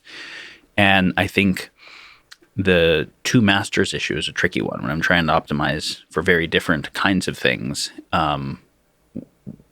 where I have to sacrifice one for the other, and I can't find synergistic satisfiers. Which one? And if I have a fiduciary responsibility to shareholder profit maximization, and what does that end up creating? I think the ad model that Silicon Valley took, I think Jaron Lanier, I don't know if you've had him on the show, but he has an interesting assessment of the nature of the ad model. Silicon Valley wanting to support capitalism and entrepreneurs to make things, but also the belief that information should be free, and also the network dynamics where the more people you got on, you got increased value per user, per capita, as more people got on, so you didn't want to do anything to slow the rate of adoption. Some places actually, PayPal paying people money to join the network because the value of the network there'd be a Metcalfe-like dynamic proportional to the square of the total number of users. So the ad model made sense of how do we make it free, but also be a business, get everybody on, but not really thinking about what it would mean to, and this is now the whole idea that if you aren't paying for the product, you are the product. If they have a fiduciary responsibility to their shareholder to maximize profit, their customer is the advertiser, the user who it's being built for is to do behavioral mod for them for advertisers. That's a whole different thing than that same type of tech could have been if applied with a different business model or different purpose. I think because Facebook and Google and other information and communication platforms end up harvesting data about user behavior that allows them to model who the people are in a way that gives them more, sometimes specific information and behavioral information than even a therapist or a doctor or a lawyer or a priest might have in a different setting. They basically are accessing privileged information. There should be a fiduciary responsibility. And in normal fiduciary law, if there's this principal agent thing, if you are a principal and I'm an agent on your behalf, I don't have a game theoretic relationship with you, right? If you're sharing something with me and I'm the priest or I'm the therapist. I'm never going to use that information to try to sell you a used car or whatever the thing is. But Facebook is gathering massive amounts of privileged information and then using it to modify people's behavior for a behavior that they didn't sign up for, wanting the behavior, but what the corporation did. So I think this is an example of the physical tech evolving in the context of the previous social tech, where it's being shaped in particular ways. And here, unlike Wikipedia that evolved for the information commons, this evolved for fulfilling particular agentic purpose. Most people, when they're on Facebook, think it's just a tool that they're using. They don't realize it's an agent, right? It is a corporation with a profit motive, and as I'm interacting with it, it has a goal for me different than my goal for myself. And I might want to be on for a short period of time. Its goal is maximize time on site. And so there's a rivalry that is but where there should be a fiduciary contract. I think that's actually a huge deal. And I think if we said, could we apply Facebook-like technology to develop people's citizenry capacity, right? To develop their personal health and well-being and habits, as well as their cognitive understanding, the complexity with which they can process the health of their relationships. That would be amazing to start to explore. And this is now the thesis that we started to discuss before, is every time there is a major step function in the physical tech, it obsoletes the previous social tech and the new social tech has to emerge. What I would say is that when we look at the nation state level of the world today, the more top-down authoritarian nation states are, as the exponential tech started to emerge, the digital technology started to emerge, they were in a position for better long-term planning and better coordination. And so the authoritarian states started applying the exponential tech intentionally to make more effective authoritarian states. And that's everything from like an Internet of Things surveillance system going into machine learning systems to the Sesame credit system to all those types of things. And so they're upgrading their social tech using the exponential tech. Otherwise, within a nation state like the US, but democratic, open societies, the countries, the states are not directing the technology in a way that makes a better open society, meaning better emergent order. They're saying, well, the corporations are doing that, and the state is doing the relatively little thing it would do aligned with the previous corporate law that no longer is relevant because there wasn't fiduciary responsibility for things like that. There wasn't antitrust because this creates functional monopolies because of network dynamics, right? Where YouTube has more users than Vimeo and every other video player together. Amazon has a bigger percentage of market share than all of the other markets together.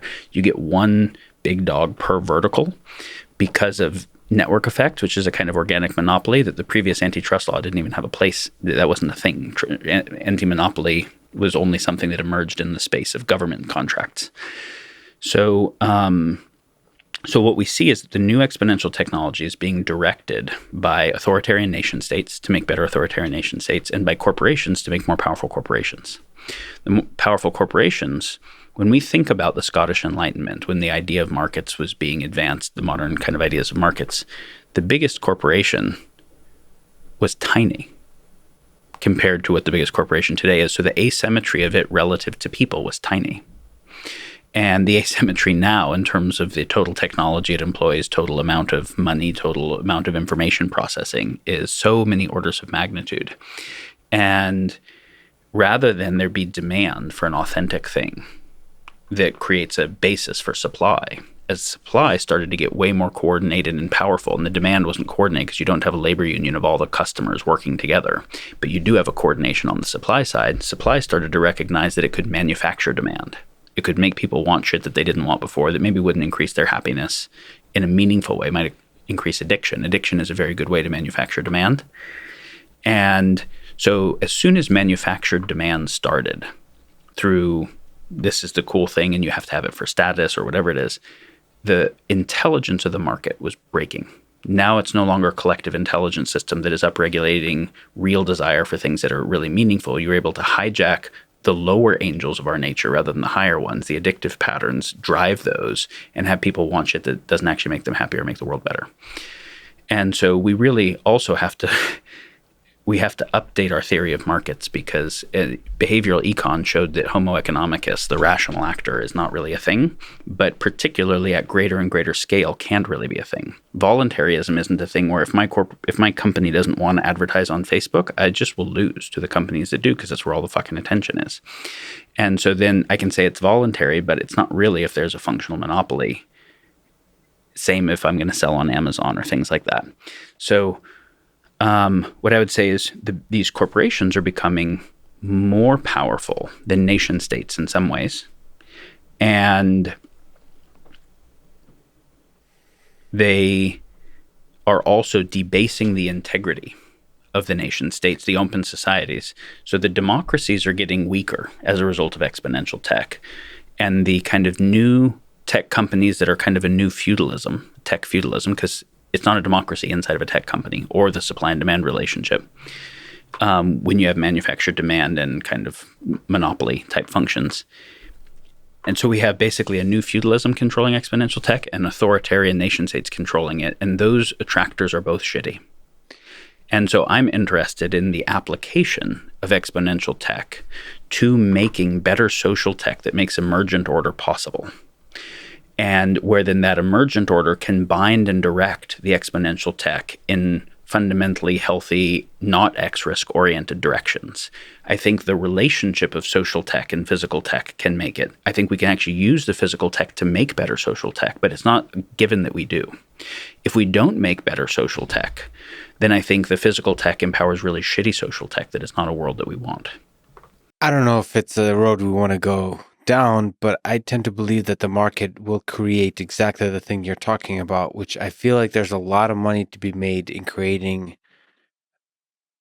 a social tech that creates a better citizen, that creates a better human being.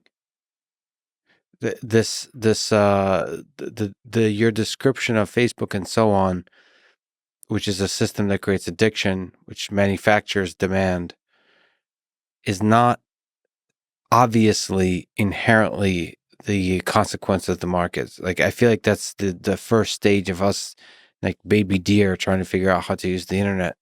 I feel like there's much more money to be made with something that creates compersion and love. Honestly, I mean, I really, we can have this.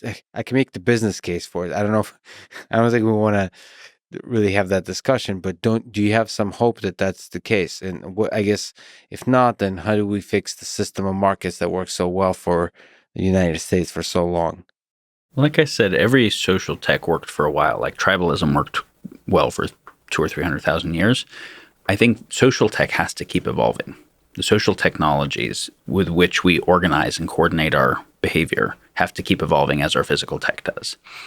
So I think the thing that we call markets, of course we can try to say, oh, even biology runs on markets, but the thing that we call markets, the underlying theory, Homo economicus, demand driving supply, that thing broke. It broke with scale in particular, and a few other things. So it needs updated in a really fundamental way. I think there's something even deeper than making money happening, that it in some ways will obsolete money making. I think capitalism is not about business. So if you think about business, I'm going to produce a good or a service that people want and bring it to the market so that people get access to that good or service. That's the world of business. But that's not capitalism. Capitalism is the management and allocation of capital, which financial services was a tiny percentage of the total market. It's become a huge percentage of the total market. It's a different creature. So if I was in business and I was producing a good or service and I was saving up enough money that I started to be able to invest that money and gain interest or do things like that, I start realizing I'm making more money on my money than I'm making on producing the goods and services. So I stop even paying attention to goods and services and start paying attention to making money on money and how do I utilize capital to create more capital. And capital gives me more optionality because I can buy anything with it than a particular good or service that only some people want. Capitalism, more capital ended up meaning more control. I could put more people under my employment. I could buy larger pieces of land, novel access to resource mines, and put more technology under my employment. So it meant increased agency and also increased control. I think attentionalism is even more powerful. So rather than enslave people, where the people kind of always want to get away and put in the least work they can, there's a way in which economic servitude was just more profitable than slavery, right? Have the people work even harder voluntarily because they want to get ahead, and nobody has to be there to whip them or control them or whatever.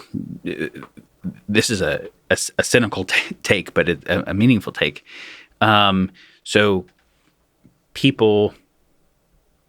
So capital ends up being a way to influence human behavior, right? Mm-hmm. And yet, where people still feel free in some meaningful way, they're not feeling like they're going to be punished by the state if they don't do something. It's like punished by the market via homelessness or something. But the market is this invisible thing I can't put an agent on, so it feels like free.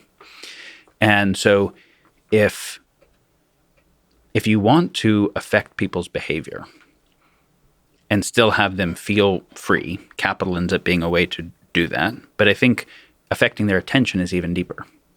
Because if I can affect their attention, I can both affect what they want and what they believe and what they feel. And we statistically know this very clearly. Facebook has done studies that based on changing the feed, it can change beliefs, emotional dispositions, etc. And so I think there's a way that the harvest and directing of attention is even a more powerful system than capitalism. It is effective in capitalism to generate capital, but I think it also generates influence beyond what capital can do. And so do we want to have some groups utilizing that type of tech to direct other people's attention? If so, towards what? Towards what metrics of what a good civilization and good human life would be? What's the oversight process? What is the transparency? I can answer all the things you're mentioning. I can build. I guarantee you, if I'm not such a lazy ass, I'll be part of the many people doing this. As transparency and control, giving control to individual people. Okay, so maybe the corporation has coordination on its goals that all of its customers or users together don't have. So there's some asymmetry where it's asymmetry of its goals, but maybe I could actually help all of the customers to coordinate, almost like a labor union or whatever, by informing and educating them adequately about the effects, the externalities on them. This is not toxic waste going into the ocean or the atmosphere. It's their minds, their beings, their families, their relationships, such that they will, in group, change their behavior. And I think one way of saying what you're saying, I think, is that you think that you can rescue Homo economicus from the rational actor that will pursue all the goods and services and choose the best one at the best price, the kind of Rand, von Mises, Hayek, that you can rescue that from Dan Ariely and behavioral econ that says that's actually not how people make choices. They make it based on status hacking, largely, whether it's good for them or not in the long term, and that the large asymmetric corporation can run propaganda and narrative warfare that hits people's status buttons and their limbic hijacks and their lots of other things in ways that they can't even perceive that are happening. They're not paying attention to that. This site is employing psychologists and split testing and whatever else. So you're saying, I think we can recover Homo economicus. Yes. And not just through a single mechanism of technology. There's the, not to keep mentioning the guy, but platforms like Joe Rogan and so on that help make viral the ways that the education of negative externalities can become viral in this world. So interestingly, I actually agree with you that got him. That we 4.5 hours in. That we can tech can do some good. All right. Well, see, what you're talking about is the application of tech here, broadcast tech, where you can speak to a lot of people, and that's not going to be strong enough because the different people need spoken to differently, which means it has to be different voices that get amplified to those audiences, more like Facebook's tech. But nonetheless, we'll start with broadcast tech. Plants the first seed, and then the word of mouth is a powerful thing. You need to do the first broadcast shotgun, and then it like lands or catapult or whatever. I don't know what the right weapon is, but then it just spreads the word of mouth through all kinds of tech, including Facebook. So let's come back to the fundamental thing. The fundamental thing is we want a kind of order at various scales, from the conflicting parts of ourself actually having more harmony than they might have, to family, extended family, local, all the way up to global. We want emergent order where our choices have more alignment, right? We want that to be emergent rather than imposed, or rather than we want fundamentally different things or make totally different sense of the world where warfare of some kind becomes the only solution. Emergent order requires us, in our choice making, requires us being able to have related sense making and related meaning making processes. Can we apply digital technologies and exponential tech in general to try to increase the capacity to do that, where the technology called a town hall, the social tech that we'd all get together and talk, obviously is very scale limited. And it's also oriented to geography rather than networks of aligned interest. Can we build new, better versions of those types of things? And going back to the idea that a democracy or participatory governance depends upon comprehensive education in the science of government, which includes being able to understand things like asymmetric information warfare on the side of governments and how the people can organize adequately. Can you utilize some of the technologies now to be able to support increased comprehensive education of the people and maybe comprehensive informedness? So both fixing the decay in both education and the fourth estate that have happened so that people can start self-organizing to then influence the corporations, the nation states to do different things and or build new ones themselves. Yeah, fundamentally, that's the thing that has to happen. The exponential tech gives us a novel problem landscape that the world never had. The nuke gave us a novel problem landscape. And so that required this whole Bretton Woods world. The exponential tech gives us a novel problem landscape. Our existing problem-solving processes aren't doing a good job. We have had more countries get nukes. We haven't done nuclear deproliferation. We haven't achieved any of the UN Sustainable Development Goals. We haven't kept any of the new categories of tech from making arms races. So our global coordination is not adequate to the problem landscape. So we need fundamentally better problem-solving processes. A market or a state is a problem-solving process. We need better ones that can do the speed and scale of the current issues. Right now, speed is one of the other big things, is that by the time we regulated DDT out of existence or cigarettes not for people under 18, they'd already killed so many people, and we let the market do the thing. But as Elon has made the point, that won't work for AI. By the time we recognize afterwards that we have an autopoetic AI that's a problem, you won't be able to reverse it, that there's a number of things that when you're dealing with tech that is either self-replicating and disintermediates humans to keep going, doesn't need humans to keep going, or you have tech that just has exponentially fast effects, your regulation has to come early. It can't come after the effects have happened. The negative effects have happened because the negative effects could be too big too quickly. So we basically need new problem-solving processes that do better at being able to internalize externality, solve the problems on the right time scale and the right geographic scale. And those new processes, to not be imposed, have to emerge from people wanting them and being able to participate in their development, which is what I would call kind of a new cultural enlightenment or renaissance that has to happen, where people start understanding the new power that exponential tech offers, the way that it is actually damaging current governance structures that we care about and creating an X-risk landscape, but could also be redirected towards more protopic purposes. And then saying, how do we rebuild new social institutions? What are adequate social institutions where we can do participatory governance at scale and time? And how can the people actually participate to build those things? The solution that I see working requires a process like that. And the result maximizes love. So again, Elon may be right that love is the answer. Let me take it back from the scale of societies. to the scale that's far, far more important, which is the scale of family. You've written a blog post about your dad. We have various flavors of relationships with our fathers. What have you learned about life from your dad? Well, people can read the blog post and see a lot of individual things that I learned that I really appreciated. If I was to kind of summarize at a high level, I had a really incredible dad, like very, very unusually positive set of experiences. He was committed. We were homeschooled, and he was committed to work from home, to be available, and like prioritize fathering in a really deep way. And, as a super gifted, super loving, very unique man, he also had his unique issues that were part of what crafted the unique brilliance, and those things often go together. And I say that because I think I had some unusual gifts and also some unusual difficulties, and I think it's useful for everybody to know their path probably has both of those. But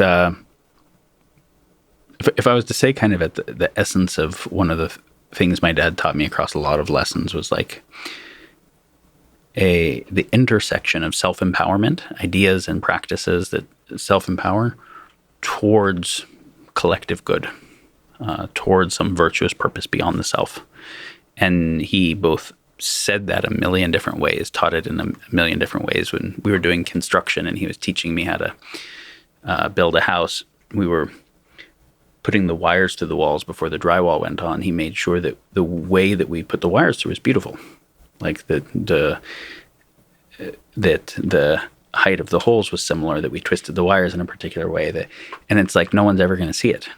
And he's like, if a job's worth doing, it's worth doing well, and excellence is its own reward, and those types of ideas. And if there was a really shitty job to do, he'd say, see the job, do the job, stay out of the misery. Just don't indulge any negativity, do the things that need done. And so there's an empowerment and a nobility together. And yeah, I was extraordinarily fortunate. Is there ways you think you could have been a better son? Is there things you regret? It's an interesting question. Let me first say, just as a bit of a criticism, that what kind of man do you think you are not wearing a suit and tie like a real man should? Exactly. I agree with your dad on that point. You mentioned offline that he suggested a real man should wear a suit and tie. But outside of that, is there ways you could have been a better son? Maybe next time on your show, I'll wear a suit and tie. My dad would be happy about that. Please.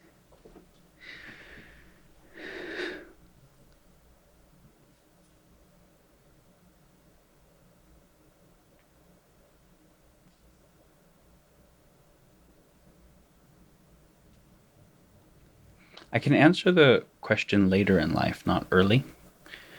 I had just a huge amount of respect and reverence for my dad when I was young, so I was asking myself that question a lot. So there weren't a lot of things I knew that I wasn't seeking to apply. There was a phase when I went through my kind of individuation, differentiation, where I had to make him excessively wrong about too many things. I don't think I had to, but I did. And he had a lot of kind of non-standard model beliefs about things, whether early kind of ancient civilizations or ideas on evolutionary theory or alternate models of physics. And they weren't irrational, but they didn't all have the standard of epistemic proof that I would need. And I went through, and some of them were kind of spiritual ideas as well. I went through a phase in my early 20s where I kind of had the attitude that Dawkins or Christopher Hitchens has, that can kind of be like excessively certain and sanctimonious, applying their reductionist philosophy of science to everything, and kind of brutally dismissive. I'm embarrassed by that phase. Not to say anything about those men and their path, but for myself. And so during that time, I was more dismissive of my dad's epistemology than I would have liked to have been. I got to correct that later. Apologize for it. But that was the first thought that came to mind. You've written the following. I've had the experience countless times, making love, watching a sunset, listening to music, feeling the breeze, that I would sign up for this whole life and all of its pains just to experience this exact moment. This is a kind of wordless knowing. It's the most important and real truth I know, that experience itself is infinitely meaningful, and pain is temporary. And seen clearly, even the suffering is filled with beauty. I have experienced countless lives worth of moments worthy of life. Such an unreasonable fortune. A few words of gratitude from you, beautifully written. Is there some beautiful moments? Now you have experienced countless lives worth of those moments. But is there some things that if you could, in your darker moments, you can go to relive, to remind yourself that the whole ride is worthwhile? Maybe skip the making love part. We don't want to know about that. I mean, I feel unreasonably fortunate that it is such a humongous list, because I mean, I feel fortunate to have had exposure to practices and philosophies and a way of seeing things that makes me see things that way. So I can take responsibility for seeing things in that way and not taking for granted really wonderful things, but I can't take credit for being exposed to the philosophies that even gave me that possibility.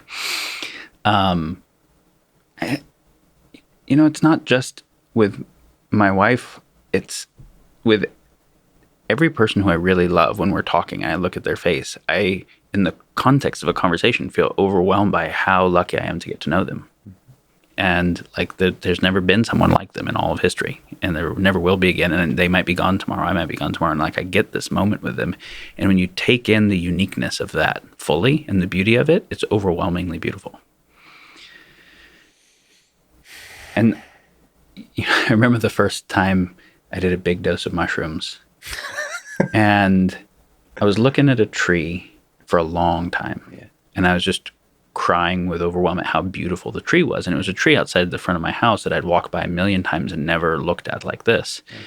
And it wasn't the dose of mushrooms where I was hallucinating, where the tree was purple. Yeah. The tree still looked like, if I had to describe it, I'd say it's green, it has leaves, looks like this. But it was way fucking more beautiful, capturing than it normally was. And I'm like, why is it so beautiful if I would describe it the same way? And I realized I had no thoughts taking me anywhere else. Yeah. What it seemed like the mushrooms were doing was just actually shutting the narrative off that would have me be distracted so I could really see the tree. And then I'm like, fuck, when I get off these mushrooms, I'm going to practice seeing the tree. Because it's always that beautiful and I just miss it. And so I practiced being with it and quieting the rest of the mind and then being like, wow. And if it's not mushrooms, people have peak experiences where they'll see life and how incredible it is. It's always there. It's funny that I had this exact same experience on quite a lot of mushrooms, just sitting alone and looking at a tree, and exactly as you described it, appreciating the beauty, undistorted beauty of it.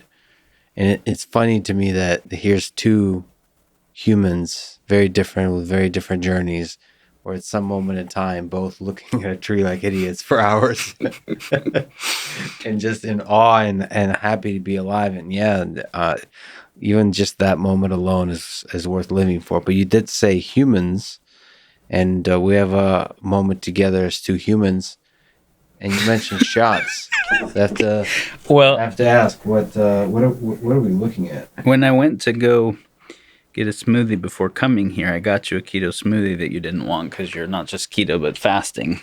But I saw the thing with you and your dad where you did shots together. Yeah. And this place happened to have shots of ginger, turmeric, cayenne juice of some kind. And so With some Himalayan I salt. didn't necessarily plan it for being on the show. I just brought it. Well, But we can do it that way. I think we shall toast like heroes. Daniel, it's a huge What do honor. we toast to? What do we toast to? We toast to this moment, this unique moment that we get to share together. I'm very grateful to be here in this moment with you. And yeah, I'm grateful that you invited me here. We met for the first time, and I will never be the same. For the good and the bad. L'chaim. That is really interesting. That feels way healthier than the vodka my dad and I were drinking. So I feel like a better man already. Daniel, this is one of the best conversations I've ever had. I can't wait to have many more. Likewise. This is it's been an amazing experience. Thank you for wasting all your time today. I want to say, in terms of what you're mentioning about, like that you work in machine learning and the optimism that wants to look at the issues, but wants to look at how this increased technological power could be applied to solving them. And that even thinking about the broadcast of like, can I help people understand the issues better and help organize them? Like fundamentally, you're oriented like Wikipedia, what I see, to really try to tend to the information commons without another agentic interest distorting it. And for you to be able to get guys like Lee Smolin and Roger Penrose and like the greatest thinkers that are alive, and have them on the show, and most people would never be exposed to them, and talk about it in a way that people can understand. I think it's an incredible service. I think you're doing great work. So I was really happy to hear from you. Thank you, Daniel. Thanks for listening to this conversation with Daniel Schmachtenberger, and thank you to Ground News, NetSuite, Four Sigmatic, Magic Spoon, and BetterHelp. Check them out in the description to support this podcast. And now, let me leave you with some words from Albert Einstein. I know not with what weapons World War III will be fought, but World War IV will be fought with sticks and stones. Thank you for listening, and hope to see you next time.